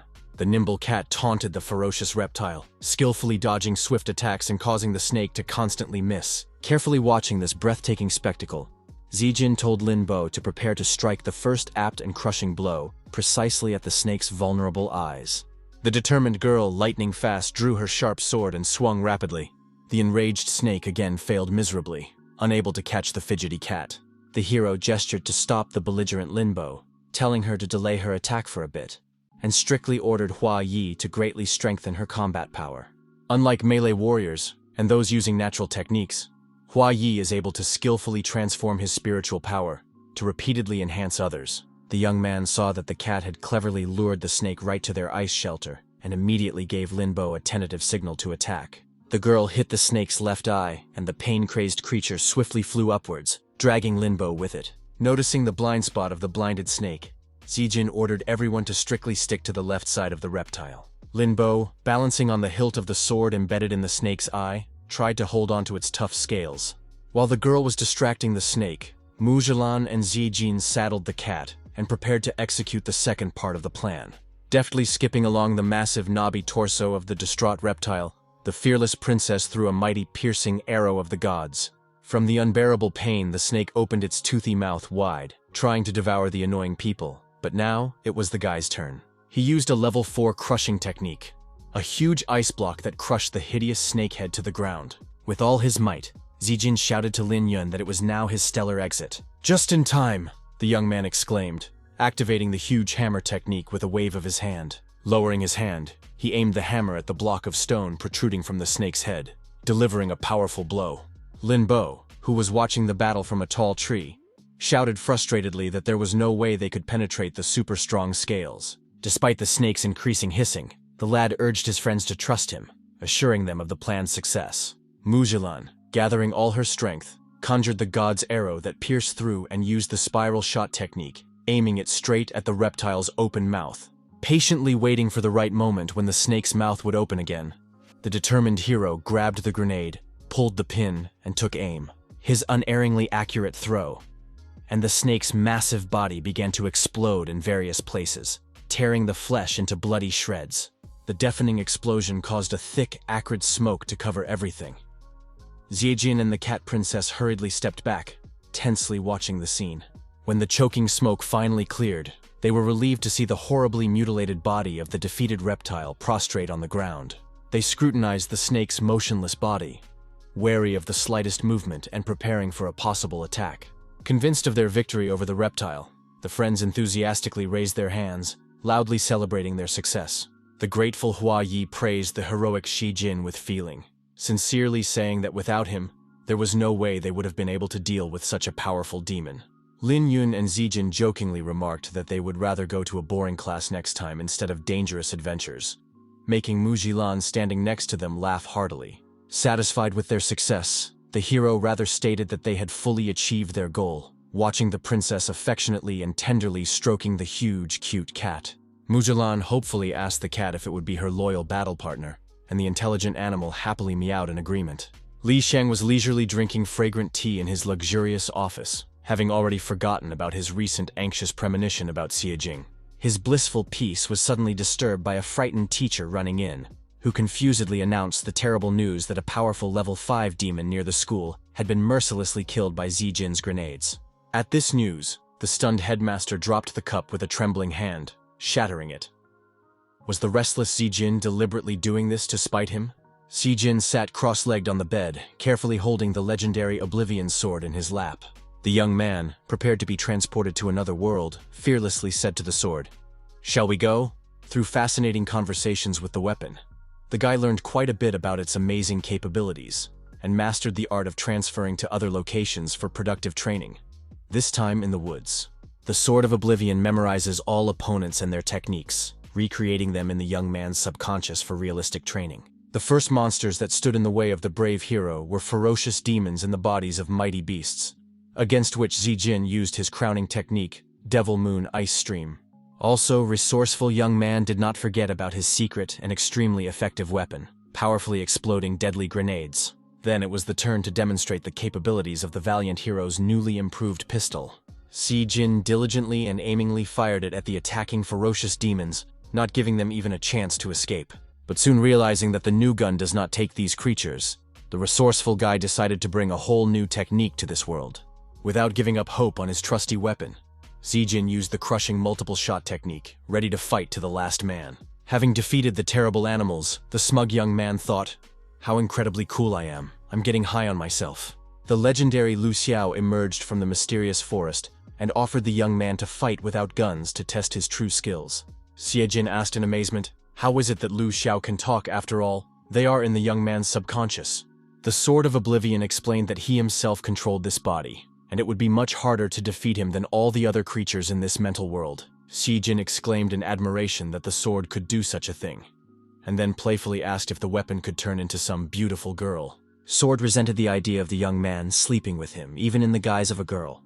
The boy playfully suggested that Sword might have been a beautiful lady before the transformation. In rage, the Sword shouted that Zijin had angered him and would now be turned into a girl as punishment. The frightened young man pleaded to the Sword to stop, and let's discuss this, but it was too late. The angry Sword actually kept its menacing word and turned the guy into a beautiful shy girl. The enemy shouted menacingly, "Let's get started," and swiftly attacked the hero in the form of a fragile girl. The boy began to repel the swift attack with what he had in his hand, a pistol, which, of course, could not withstand the blow of the powerful sword and broke in two. Zijin exhaled that it was lucky they were in his subconscious. Otherwise, he would have had to answer for the broken gun, then drew his sword for defense. The fight was incredibly hot and intense. The opponents fought on equal footing, not yielding to each other.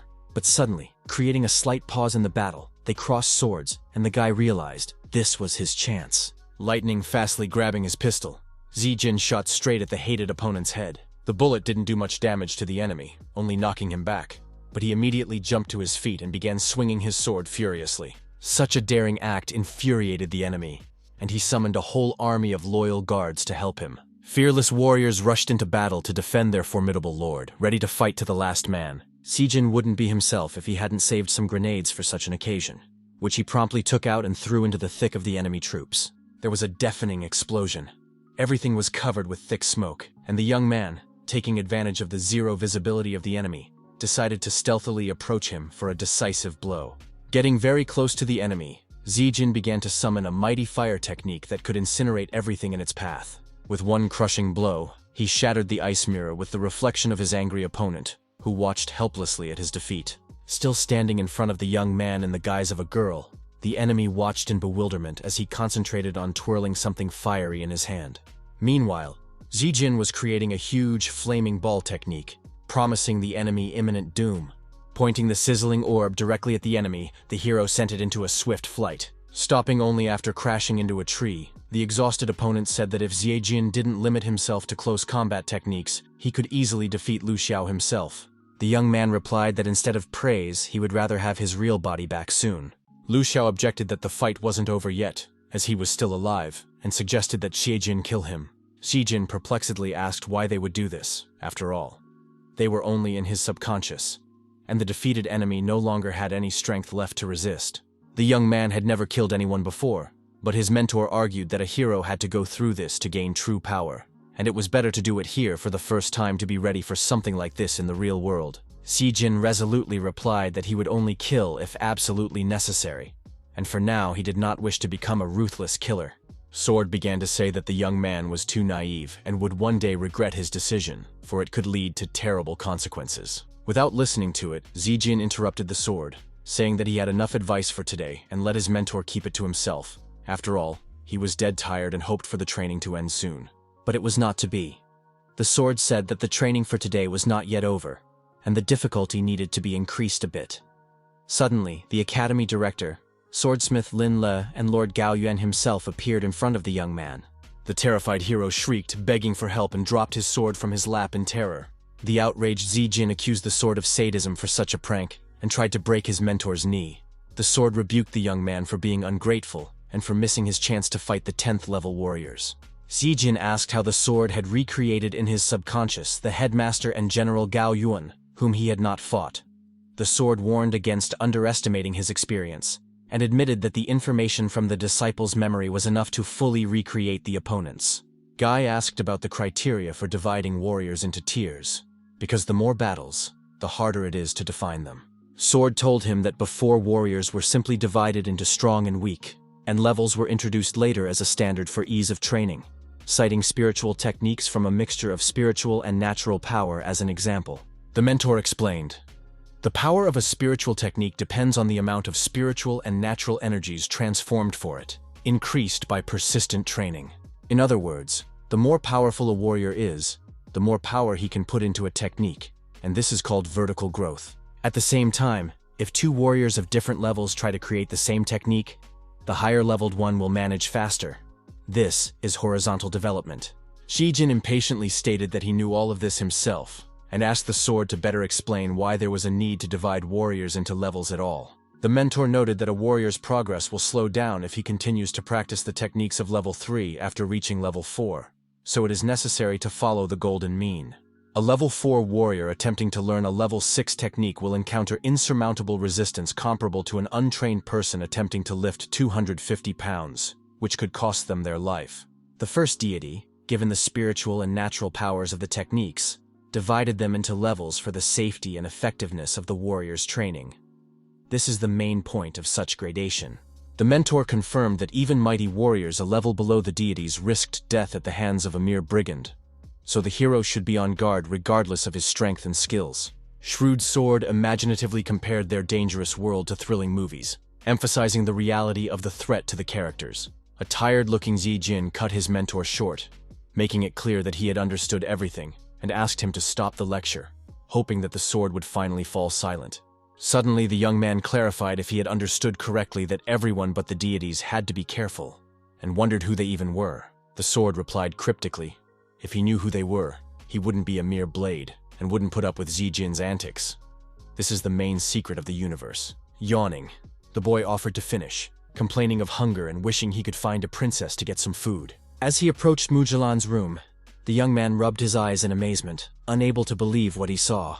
The girls' chambers were crammed full of devices and toys for the cat, as if the princess had become a slave to that animal. Caught up, Mujalan slightly startled. She asked if Zijin had seen Lin Yun, who hadn't been seen at all in the past few days. The young man replied that he had heard that his friend had gone home on some business, and asked in surprise if he had not yet returned. In a rage, Lin Yun shouted out to his companion, clarifying if he had correctly understood that their family should support the Gao family no matter what. "Explain to me why!" he shouted again to the boy standing at the window, gazing thoughtfully into the distance. "You shouldn't talk to me in such a disrespectful tone. You better calm down and have some tea," the brother advised the agitated Lin Yun. Lin Yun tried to object. "Brother, I've thought it over, and I believe." But he was abruptly cut off by his angry interlocutor. The one asked the subdued young man very seriously if he hadn't just told him to sip his tea in silence first. His brother wondered if the young man had come home from a distant academy just for this unpleasant conversation. The interlocutor clarified whether he had correctly understood that the stubborn Lin Yun was firmly determined to send the Gao family into retirement at all costs, and persistently asked about the good reasons for such a radical desire. Lin Yong explained that the Gao family, with its high position and responsibility for the protection of the city, was not performing direct duties, but was busy eliminating opposition and countering new forces, making it difficult for the country to develop. The interlocutor praised the political knowledge of the very young student, but considered it insufficient. Lin Yun's face darkened, his entire appearance expressing outright disapproval of the stance he heard from his brother. The latter noticed Lin Yun's obvious displeasure perfectly, but still resolutely continued his interrupted monologue. He said that in Tianming, in addition to the imperial Helian family and their Lin family, there were the Gao family, which controlled security, the Yan family, which maintained the economy, and the Xie family, which controlled the army. Helian said that this structure dates back to the founding of the country, when 5 powerful families united to heroically stop the chaos and jointly formed the indestructible Tianming. Xiangbo, the influential head of the Yan family, respectfully picked up the empress's story, adding that they owed all of this to the unparalleled feat of their great ancestors. He continued that the only thing left for the current generation to do is to cherish and tirelessly grow the invaluable family business they have inherited. The Empress praised Xiangbo, noting that he was the only one capable of so skillfully treating the administration of a vast country like a well-oiled family business. The head of the Yan family was not without pride in revealing that their illustrious family has successfully run numerous businesses in a variety of key industries across the country from generation to generation. The Empress noted that their two families have historically enjoyed a strong, mutually beneficial relationship. But with the Gao family, things are not so good. Today, the importance of internal defense had decreased due to the peaceful life of the people. In addition, the Gao family hadn't produced any outstanding personalities in a long time, and General Yuan had barely reached only the 9th level. Lin Yun perplexedly asked why the Gao family couldn't, like the enterprising Yan and Xia, try to poach talented young fellows from other families. The income and warriors of the adjoining families eventually belonged to the Yan and Xia families, but their own warriors must be raised themselves. The relative pointed out an interesting fact. The strongest melee warrior of recent years was born in the oppressed Lin family. Although Gao Yuan was the same age as Ling Lei, he had always lost to him as a child. Brother continued that, at the founding of the country, the Gao and Xia families, who provided external and internal security, were of great importance to all mankind. Lin Yun's brother ironized Lord Gao having to solve the problems created by his ancestors for the sake of proximity to the emperor. Lin Yun had no way of understanding. If the Gao family was really in such an unenviable position, then why support it? The brother rebuked the young man's short-sightedness, for it was not only the Gao family's problem. The Empress sat up straight and turned to Xiangbo, hoping to hear his opinion on the matter that was troubling her. This issue was a crisis of their system of state, the basis of which is made up of 5 noble families. Chief Yan replied that once upon a time, when society was weak, the 5 families, by fighting back the external threat and establishing internal order, ensured that people could live safely. Figuratively speaking, they voluntarily became an impenetrable shell, safely protecting a small defenseless chick. A startled Lin timidly asked if she had understood correctly that when the chick community got stronger and wanted to fly proudly, then Xiangbo confirmed her guess, finishing weightily, "He will ruthlessly break the shell that restrains him." The frightened Lin Yun muttered that today it was the Gao family. But when would the inevitable turn of the Lin family arrive? Brother asked if Lin Yun wanted Gao's resignation, because he was afraid of their revenge on his friend Xi Jin. The young man didn't deny it, adding that Xi Jin was the son of powerful spiritual deities. Lin Yun's brother indifferently speculated about the possibility of killing Xi Jin, who was not a spiritual deity. An anxious Lin Yun asked about the risk of his parents' revenge. He responded by pointing out the wide-ranging consequences of such revenge for all of humanity. He emphasized the link between power and responsibility, recalling their family's duty to be aware of this relationship. Lord Gao Yuan, immersed in important written matters, was working intently at his massive desk. An unexpected knock on the study door interrupted the Lord's musings, and the visitor announced the arrival of the Jian and Lin families. Gao Yuan ordered to serve the guests exquisite tea, but cautioned against overzealousness in the treats. The Lord expressed his displeasure at having to do business with less powerful families, pondering their possible requests. Heading towards the waiting guests, Gao Yuan suddenly bumped into his son on his way across the courtyard. Not wanting to engage in conversation, the Lord deliberately ignored his son, walking past without a word. Chen, realizing his guilt, tried to apologize to his father for the trouble he had caused the family. The young man proposed to break the kinship ties, hoping to assuage the emperor's anger over the Lu Xiao incident. Gao Yuan, softened, comforted his son, assuring him that he would find a way to settle the problems without extreme measures. Leaving, the Lord advised the offspring to focus on studying with Master Bi Lu to master the mysteries of the spiritual flame. Gao Chen, watching his father walk away, continued to ponder his words and his role in the family's future. Suddenly, the heir heard a female voice praising Gao Yuan's diplomatic talents, which reawakened his anger. The apprentice turned around sharply, demanding an explanation from the mentor whose cryptic words had excited him so much. Bai Lu hinted at the futility of the Lord's efforts, emphasizing that the future of their clan now depended on someone else's will. The master whispered to the apprentice that his personal fate was also threatened by outside interference. After realizing that his teacher was right, young Gao was at first angry, but quickly realized the seriousness of the situation. The young man bent down and asked his mentor to help him become stronger to protect his family. Pearl noted with a slight chuckle that the path to the power would be long and would require serious preparation. She predicted that with hard work, Chen would be able to reach the rank of a strong adept in decades, and led the frowning disciple behind her. Intrigued by his ulterior motives, Chen decided to directly ask about his training goals and future plans. Bai Lu, smiling, inquired the reason for such an unexpected question from her ward. The heir of House Gao expressed suspicion of the teacher's hidden intentions given her superior strength and sudden appearance. Admiring her student's insight, the mentor nodded approvingly, noting his growing powers of observation. Lin Yun, frustrated by his failed attempt to convince his older brother, slowly wandered through the alleys of the academy, immersed in gloomy thoughts. Suddenly, Si Jin, overjoyed by his comrade's return, jumped out from behind the pillar and leaped at Lin Yun in a friendly manner. The classmate jokingly asked what kind of trouble Lin Yun had managed to get himself into during his absence. The pals compared the peculiarities of family relations in noble houses and simple families, noting striking differences. Lin Yun was astonished to learn about the divine origin of his friend's parents, something he hadn't even realized before. Si Jin explained that he didn't intentionally withhold this information. It was just that the interlocutor had never been interested in his lineage. Si Jin jokingly rebuked his friend and suggested that with such a status, he should have been more omniscient. Putting a hand on Lin Yun's shoulder, Ji Jin continued to question his friend about the recent events in his family. Lin Yun's mood darkened, and he told his friend about the precarious situation of the Gao family being attacked by ill-wishers after the incident with Lu Xiao. Si Jin expressed doubts about the reasonableness of helping the Gao family, citing the risk of worsening relations with other clans and possible negative consequences. Si Jin, while recognizing his provincial experience, still noted his deep understanding of aristocratic arrangements, and suggested that he trusted the decision of the heads of noble houses to preserve the Gao family. Lin Yun, surprised by his friend's insight, couldn't hold back his laughter, covering his mouth with his hand in surprise. An intrigued Zijin inquired about the reason for the merriment, to which Lin Yun quoted his brother about the burdens of power and the limitations of freedom.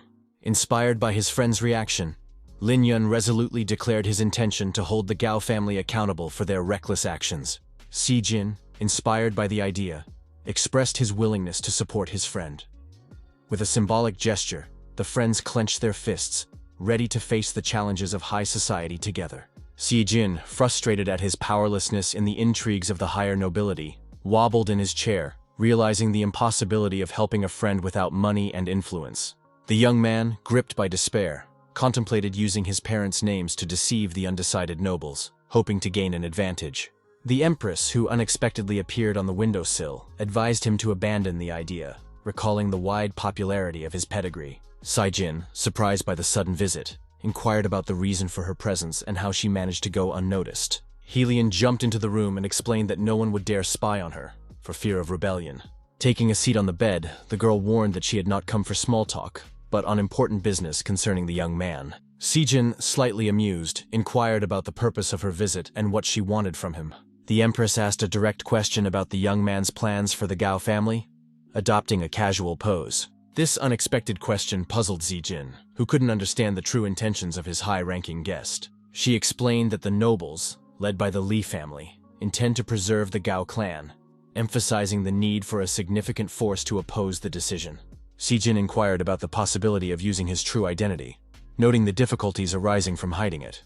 Linlin explained that the real problems lie outside of his current capabilities, emphasizing the importance of Lin Song as strength and currency in the country. And since the young man is Lin Song's son is his weakness, Helian asked if the young man would be able to withstand the constant scrutiny of multiple rank 9 adepts, causing Zijin to turn pale, not wanting to find out. The girl warned that prematurely revealing his identity would force her to keep him in her harem for protection. The young man was surprised at the mention of a harem, but the Empress clarified that there was food, clothing, and a bed much more comfortable than his broken one. Si Jin sat down next to her and asked if the Empress could solve the issue of the Gao family's survival, but she explained the difficulty of such a solution. Realizing the futility of hoping for the Empress, the young man began to analyze the capabilities of his friends in this case. Remembering all, he realized that all are powerless. Helian spoke of the many opponents of the Gao family changing their stance after the Lin family intervened. The Empress advised to search for a powerful enough force to oppose the Lin family and attract supporters. She hinted at the importance of ties to the Royal Academy, which puzzled the young man, making him wonder about the influence of the institution. The Empress emphasized the great influence of the academy, pointing out the many strong people and its deep roots in Qianming country. Sai Jin expressed concern that such power of the academy could pose a latent threat to national security. Helian enigmatically asked if the young man knew the principal's real name. Her strange behavior was understandable. After all, his name was Helian Tiancheng, and he had a direct connection to the ruling dynasty. Xi Jin, realizing the importance of the situation, went to the director to request the necessary intervention. The old man doubted the appropriateness of the action, emphasizing the seriousness of the consequences for the state system.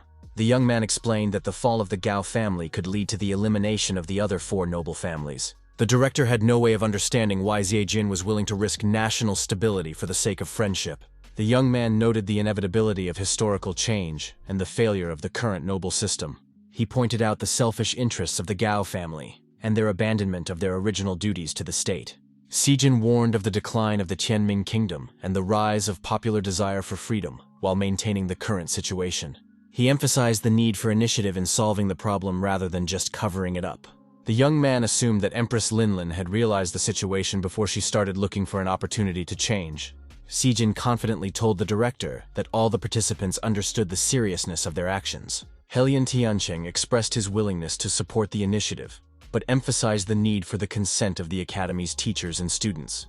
Sai Jin was faced with the task of convincing the student council or finding a way to replace it to advance his plan. Xi Jin was aggressively surprised at the existence of a student council in the academy that he had not known about before. The principal explained that the council is an important self-governing body, electing representatives and participating in the decisions of the academy.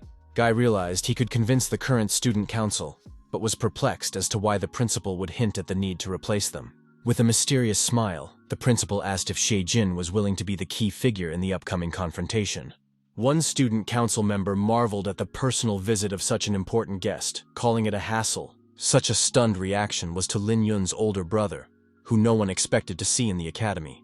The student bowed, asking how he could help, and explained that he had only inherited the office of predecessors who had finished their studies and returned to their families, so he dared not change anything. Brother Yuna assured that entrusting him with the student council was the most correct of all the decisions he had made. The representative of the Lin family continued the conversation, hinting at the academy's stance, which the interlocutor should understand without further ado. The student inquired about Lin Yu's plans, leaning slightly and lowering his voice as if he was afraid that they would be overheard. The elder Lin abruptly dropped his hand to the armrest, squeezing it with barely restrained fury, and curtly ordered to teach his younger brother a harsh lesson. The council representative leaned back calmly on the back of the couch and offered with undisguised excitement to enjoy the upcoming performance. Student Council President Chen Qingli, portraying sympathy, pointed out the difficulties the guest was facing because of his unruly younger brother. Also present in the spacious room was Vice President Feng Ming, an earnest young man wearing a sleek monocle, watching intently. Accountant Yan Jingjing, a spectacular young woman with unusual pink hair, urged her colleagues to exercise restraint in taking action against the younger generation. Secretary Xia Zhiqiu resented the annoying struggles and injustices of the world, which she hated and which made her feel sad. Suddenly, Xi Jin came up to them from the street, waving hello and asking if he was interrupting an important meeting. The irritated student council president, as if the young man had interrupted his stardom, inquired sharply about the identity of the uninvited guest. Lin Yun's older brother, without turning around, immediately introduced Ji Jin as his brother's friend, who had defeated Lu Xiao in the imperial competition. Chen Qingli, who had never heard of Xie Jing before, wondered with poorly concealed irritation why he dared to enter without knocking. The young man, smiling awkwardly and blushing slightly, said he had intended to knock, but found there were no doors in the room. Yan Jingjing irritably recalled that the day before yesterday, the president himself, forgetting his key, broke down the door that she had no time to fix, and asked her to save the budget. Upon entering, Xi Jin found himself face to face with the main body of the student council and Lin Yun's influential brother. The accountant mercilessly reprimanded the president, which stunned Xi Jin. He could hardly believe that this powerful person was still a student. Vice President Feng Ming turned to Xi Jin with undisguised curiosity, inquiring about the true purpose of his visit to the student council. Overcome with sudden excitement, the hero began to slowly and carefully formulate the reason for his appearance, but was abruptly interrupted. Lin Yun's brother sitting back, Lin Yun unceremoniously intervened, stating the agreement he had reached with the student council. causing the academy to refuse to support Sejin's initiatives. The young man objected, reporting his recent meeting with the principal and the approval he had received, confidently stating that the academy would not side with the opponents. Chen Qingli, without hiding his indignation, expressed extreme surprise at the audacity of Sejin, who dared to address the esteemed Lin Yu so disrespectfully. Lin Yu carefully placed the cup on the table and coldly asked him not to provoke him, emphasizing that because of the disagreement between teachers and students, the college would remain neutral, which meant that he would win. Finally turning around, his brother said that despite his status, Sejin had no chance of defeating the Lin family. Lin Yun suddenly burst into the tense atmosphere, cheerfully greeting his brother and wondering why he hadn't visited him in the first place. The friend said that after hearing from the young man and worrying that he would fail, he showed up to support him. Lin Yu leisurely rose from his chair, noting that his brother had made a good friend, although he was not happy with his decision. His brother is proud of Lin Yun's courage to challenge him and thinks it was the right decision to send him to the academy. Lastly, he added that he had finished the first game of chess, and to start the second would depend on the abilities of Sejin and Lin Yun. Chen Qingli, deciding to refrain from commenting, directly addressed Lin Yun and Sejin, demanding to reveal their future plans and intentions. The friends looked over their heads and confidently declared that, in accordance with the academy's rules on the conduct of student affairs, they intended to challenge the current student council. The surprised girls looked at each other and wondered if something like this had happened before in the history of the academy. Sejin, gesticulating enthusiastically, proposed to form a cohesive team capable of gathering the necessary number of supporters to establish a new student union and challenge the incumbent. Lingbo, gratefully remembering Sejin's past help, decisively took his hand, declaring her willingness to support his endeavor, causing Mu Jilan, who was jealously watching, to be clearly displeased. The princess, unwilling to give in, also grabbed the young man's hand, emphasizing that Sejin and Lin Yun were her close friends whom she was obligated to help in return for their past support. Hua Yi, being cautious, asked if there were additional prerequisites for college students to be able to challenge the current board at will. Sai Jin explained that usually when the student union changes its membership, the new membership itself chooses its successor, but there is an alternative way. Young clarified that they would need the support of at least a third of all students in the college to successfully challenge the student union, instructing Lin Yun to handle this aspect. Sai Jin noted the high reputation of the Lin family at the college, especially highlighting the influence of Lin Yu, brother of Lin Yang, former legendary student union president. Sejin smirked as he noted the popularity of their group among the freshmen, emphasizing the youth's love of excitement and willingness to support the initiative against the strict student union, even though most students were unlikely to be interested in their fight against Lin Yu. Lin Yang, upon returning, reported the successful persuasion of the freshmen and the considerable support received, designating the next step to involve the upperclassmen. Sejin, thanking his friend for his work, inquired about the details of the information he had received while Lin Yun quenched his thirst with a cup of tea. Lin Yang explained the importance of martial arts in the academy, suggesting that they demonstrate strength to win the students' recognition and right to challenge. Lin Yun suggested that his friends prepare to fight in the arena against the seniors, emphasizing their key role in the upcoming battles, to which Sejin asked in surprise at the simplicity of the proposed solution. Lin Yun explained that it was a temporary reprieve to get support and improve their skills before a difficult confrontation with a strong student union. Lin Bo inquired about the strength level of current student union members. Lin Yun, showing interest in his opponent's strength, reported that President Chen Qingli had reached an impressive 7th level, comparable to some teachers of the academy. Vice President Feng Ming is rumored to be a level 6 expert, but his calm nature suggests a hidden potential of level 7. Accountant Yan Jingjing and Secretary Xia Zhiqiu, being a year younger than the council leaders, had reached the 5th level of strength. He emphasized that, because of their affiliation with the 4 major families, they could not be considered ordinary 5th-level spiritual and martial arts practitioners. Sejin smugly remarked that, with the exception of the president, the strength of the rest of the council members did not seem impressive, not noticing the reactions of those around him to his statement. Lin Bo explained his friend's arrogant statement with his own strength, while Lin Yun pointed out that even the weakest of the 4 council members he mentioned was not inferior to them in strength. Sejin pondered the possibility of challenging the student union by position or individually, figuring out the number of victories needed to succeed. Lin Yong explained that a convincing victory, achieving at least 2 wins and 1 draw, was necessary to maintain his position on the council. Guy proposed a plan where he and Lin Yun would challenge the secretary and accountant of the council, securing the necessary victories. Mujilan resented that she and Linbo were only extras, although she inwardly recognized the correct strategy. Huayi tactfully pointed out the inappropriateness of some of Zijin's statements, to which the young man hurriedly apologized, calling his words casual. Lin Yun, showing determination, declared a valuable opportunity to fight strong opponents and unwillingness to retreat. The girls unanimously supported the desire to defeat their opponents, showing confidence in their own abilities. Lin Yong, after conducting an assessment, reported that it would take at least 2 months of intensive training to get sufficient support and preparation. Sai Jin, recognizing the genius of his friends, reminded them to make a public statement in front of the seniors and create an arena for taking challenges. The next day, an impressive crowd of students gathered near the stage, exceeding the organizers' expectations. Sijin came to the podium, admitted his excitement as he recalled his speech at the beginning of the semester, and introduced himself to the audience. Before he could explain the reason for the gathering, the young man was suddenly hugged from behind by the student council president, who also greeted the crowd. The stunned hero pulled back, not understanding what was happening and trying to comprehend his opponent's unexpected behavior. Shijin's friends were stunned by the sudden appearance of the council president, whom no one had noticed until that moment. Chen Qingli inquired with feigned surprise about the reason for the meeting, ironically asking if he had been expelled from the student council. "You don't recognize me because you haven't seen me." "Shocked at first sight?" Chen Qingli said disdainfully. "Aren't I your brother? In fact, I'm your father's illegitimate son and older than you." "Call me Big Brother," the young man said cheekily, though it was a lie, given their different last names.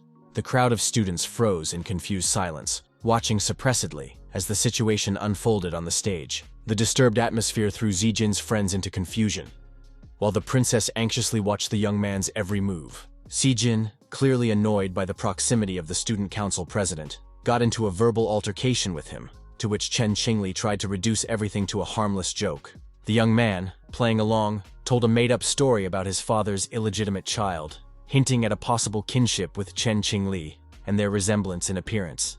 The student council president, amazed and slightly frightened, queried their supposed resemblance incredulously. Sijin wryly mocked his opponent's appearance, advising him to look in the mirror more often and stop fooling himself. Chen Qingli, appreciating the young man's wit, praised his sense of humor, comparing it to his own. Sijin, restraining the impulse to continue the barbed exchange of remarks, inquired about the true reason for the president's appearance. Chen Qingli nonchalantly stated his desire to simply observe the scene, offering to leave if his presence was unwelcome.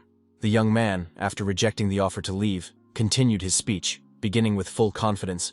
"I am Zijin, and these are my classmates." He pointed his hand at the friends standing next to him, introducing each in turn. Lin Yun was the heir to a powerful family. Lin Bo was a consummate martial artist, and Mu Zhilan was a princess of a distant kingdom. Young announced the decision to form a new student union, and demanded that representatives of the current council be summoned to formally announce the challenge. The crowd murmured, realizing the popularity of the aforementioned personalities and the potential power of the new student council, which made Sijin watch the audience's reaction with pride. Sijin, realizing the difficulty of gaining recognition from the upperclassmen, declared his willingness to openly accept a challenge from any student in the school to prove his strength. Chen Qingli, ostentatiously applauding, called the idea interesting, but immediately tried to cool the newcomer's ardor. The student body president reminded that a show of force alone is not enough to qualify for a challenge and the necessary number of votes. The young man replied indifferently that he was sure the majority of the students would support his idea. Chen Qingli grinned and hinted at Xie misunderstanding of the essence of the student union and the sentiments of the students, which made the guy suspicious of hidden intentions. The president, standing at the podium and raising his hand, urged students to vote for the ability of the boy band to replace the current board. Sijin, not hiding his indignation, sharply accused Chen Qingli of trying to manipulate the students' opinions and exert unacceptable pressure on them.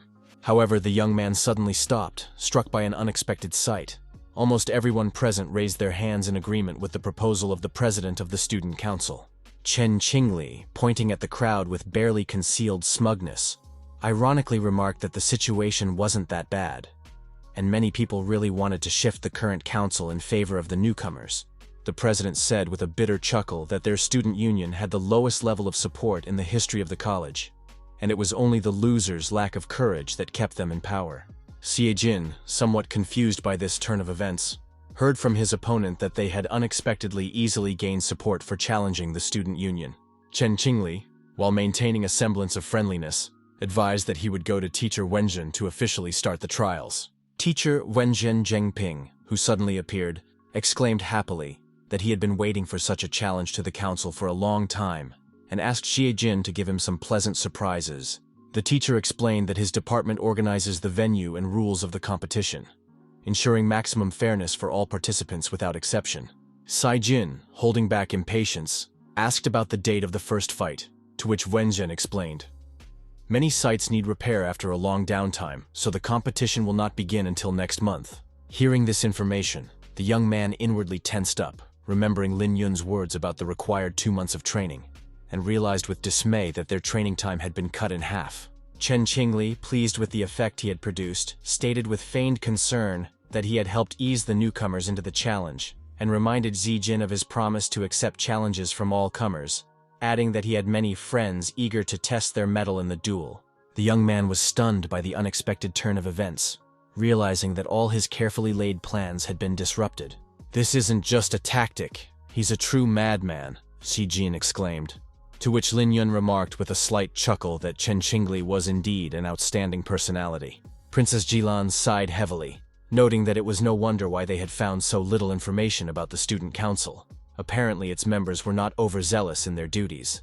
Lin Bo offered to focus on improving her skills in the time remaining, and indicated her intention to return to the dojo for intensive training. Lin Yun decided to go home to seek advice from his family's experts. Xie Jin, after thinking about it, clarified whether he correctly understood that in that case, the princess would be training with him.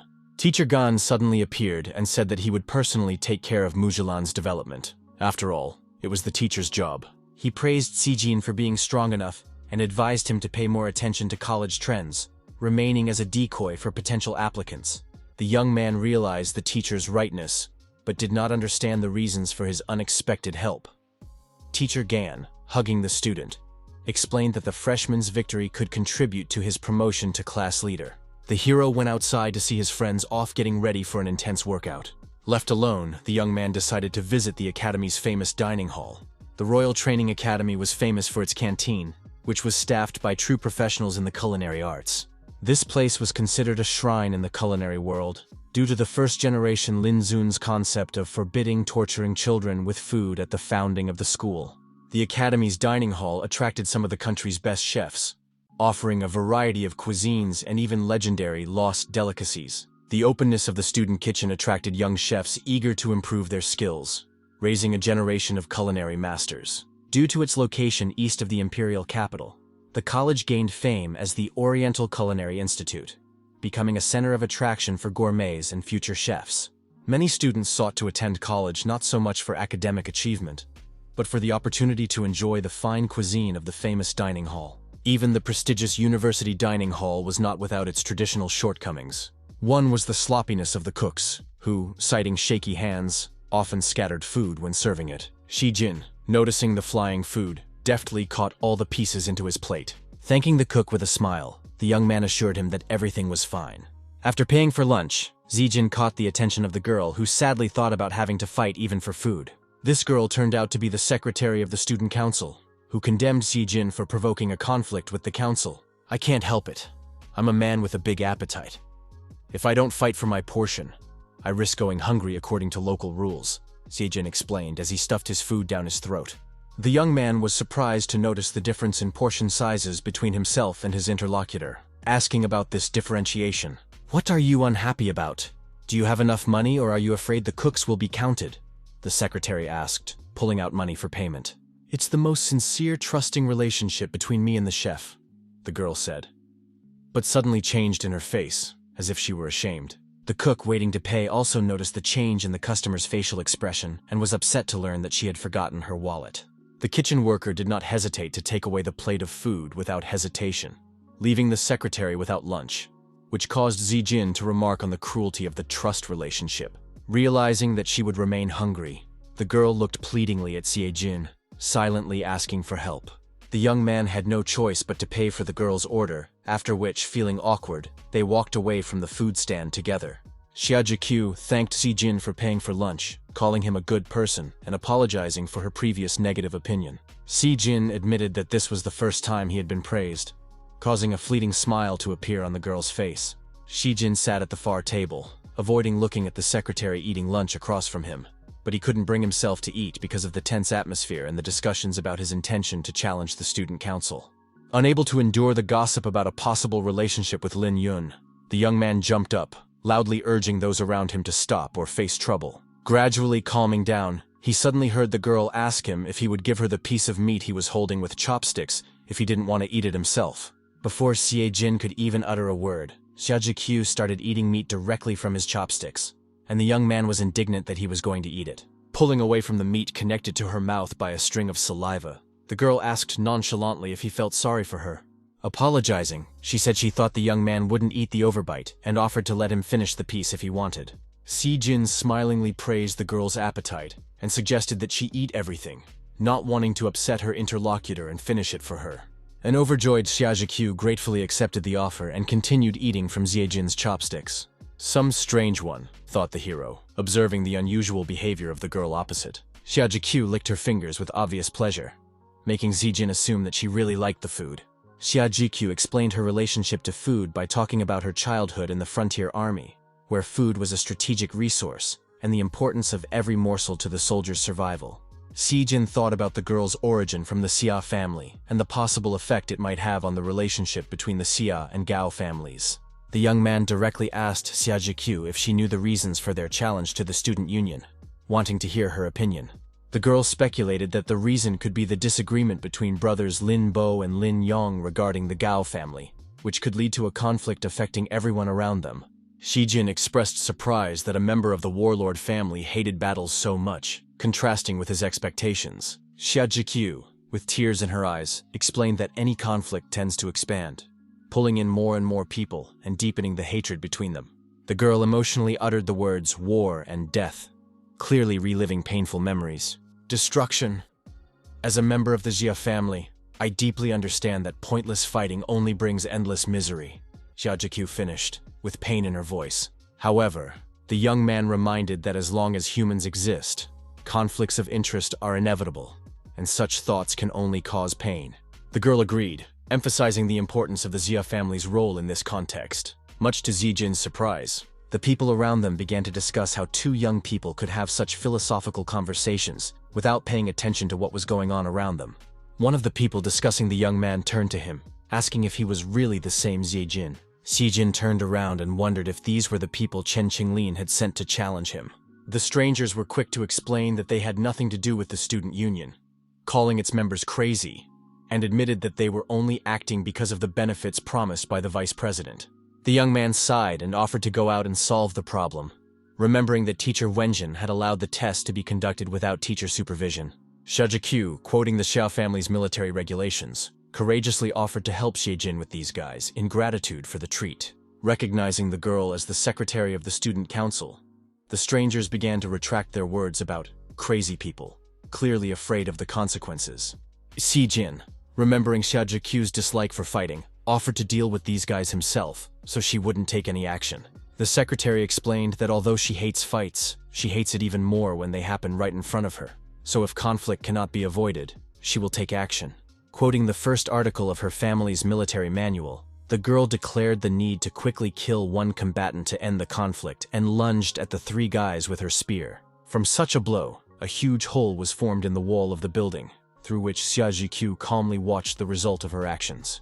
Turning to the stunned Xie Jin, the girl warned that once the duel started, she would kill him as soon as possible to end this conflict. Upon hearing of the girl's deed with the provocateurs, the president was at first angry, but then laughed, noting that a simple trick was enough for bragging. The secretary became unbearably embarrassed, and she, barely holding back tears, begged the president to stop laughing. Covering her face with her hands, the girl cried, and Yan Jingjing came over to comfort her, returning her lost wallet and advising her to be more careful. Chen Qingli, while continuing to laugh, expressed disbelief that someone was using the student union's name to provoke, when Feng Ming admitted that he had sent those people himself. The bookkeeper asked if we should continue to send people out for provosting. The student union president advised them to forget about it, explaining that after the commotion Xia Jiqiu made, no one would pay attention to them, and suggested that they wait for an official duel from teacher Wenjin.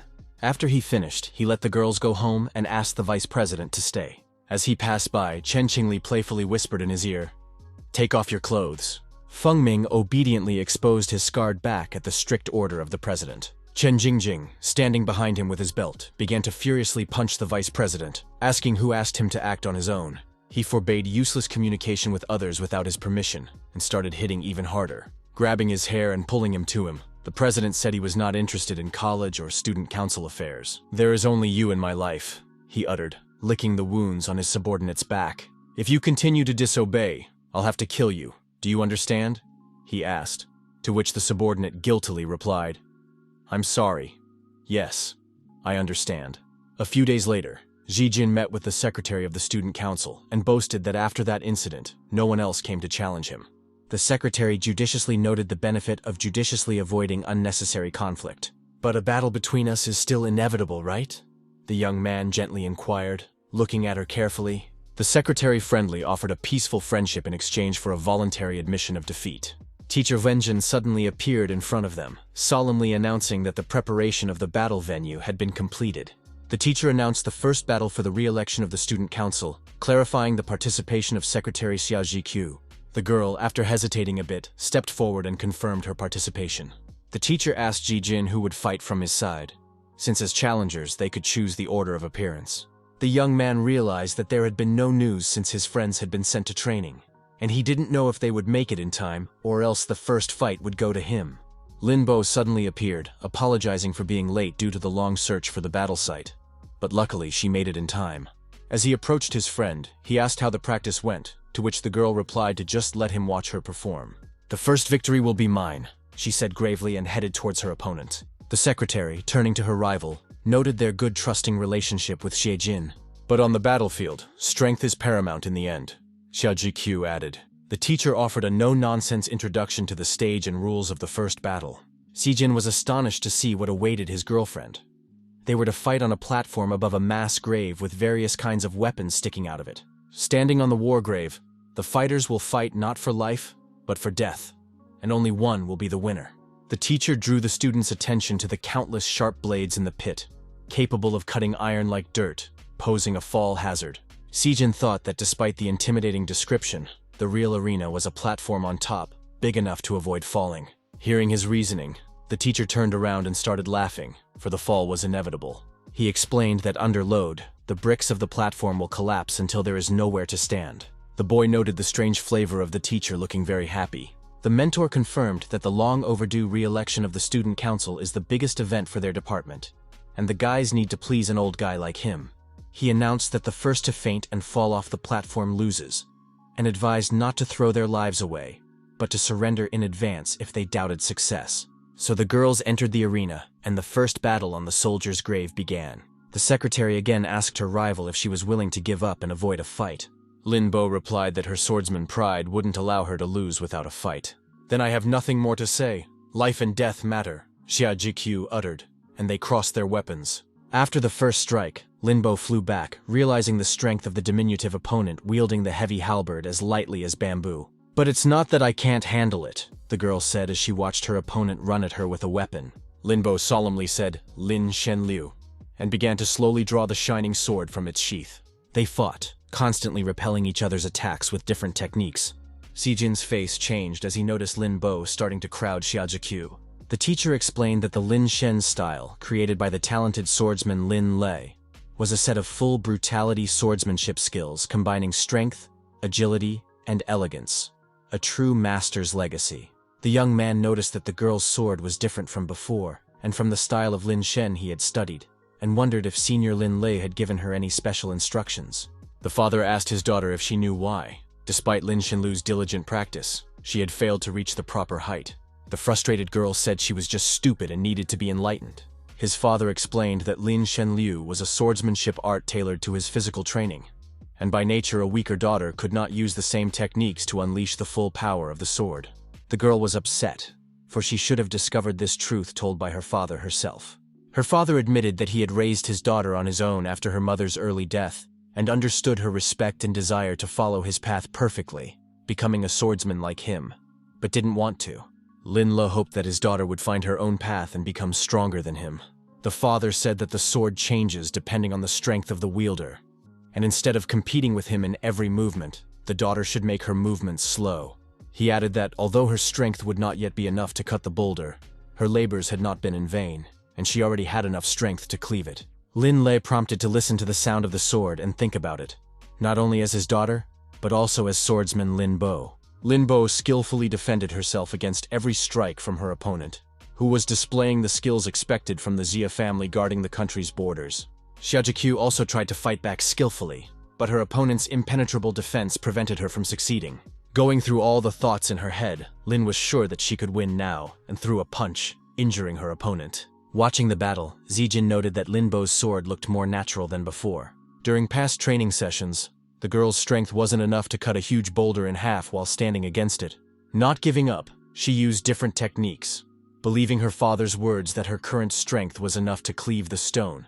Closing her eyes and deciding not to confine the sword to her thoughts, she gave all of herself to the sword in her hand, striking, but again, unsuccessfully. With the infinite power of a sword, like the turbulent water that beats against boulders day and night, she swung for another strike. This time she succeeded, and the top of the boulder flew off from the force of her blow. The girl once again shouted, "Lin Shenliu!"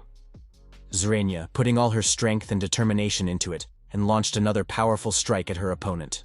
The guy, impressed by her skill and unwavering spirit, loudly announced Lin Bo's unconditional victory. The teacher had noticed that Lin had found her sword-wielding style different from Lin Le's, but it wasn't enough yet.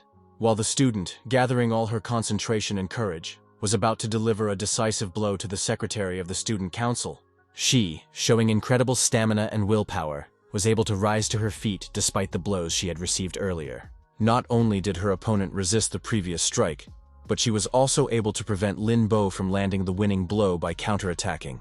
Lin Bo flew off almost to the edge of the arena, frustrated by the opportunity for a victory strike missed due to inattention. During the flight, she had calculated that a quick landing would allow her to gain the speed she needed, but time was short. Immediately after the strike, the opponent, without wasting a second, swiftly sprinted around and forcefully threw her deadly weapon. The halberd whistled into the arena dangerously close to Lin Bo, chipping off a piece of brick with its sharp edges. Following the halberd, as if out of nowhere, its owner appeared, and using the inertia of her swift movement, she once again threw Lin Bo away with a powerful and precise leg kick. Covered in abrasions and battered, Lin Bo was able to stand on her feet and, spitting blood, stared confidently at her opponent. The secretary gave her another chance, gesturing for her to approach, and smiled. Gathering her strength, Lin Bo lunged at her opponent, swinging her sword, but was once again disappointed. Xia Jikyu, showing lightning-fast reaction and precision, chipped away the brick between them at the last moment. Once at a dangerously close distance, she confidently declared that she could completely see through Lin Bo's sword technique. The secretary explained that without enough energy, Lin Bo would not be able to unleash the sword's potential, and taking her face, she added that the battlefield, unlike the dojo, was the place where life and death were decided. Xia Jikyu's victory led the teacher to think that in the arena, one should consider the environment and fight according to the principles of life and death, which was the main difference between the dojo and the battlefield. Standing over the defeated girl, Xia Jikyu offered her surrender or death, leaving her with only two choices.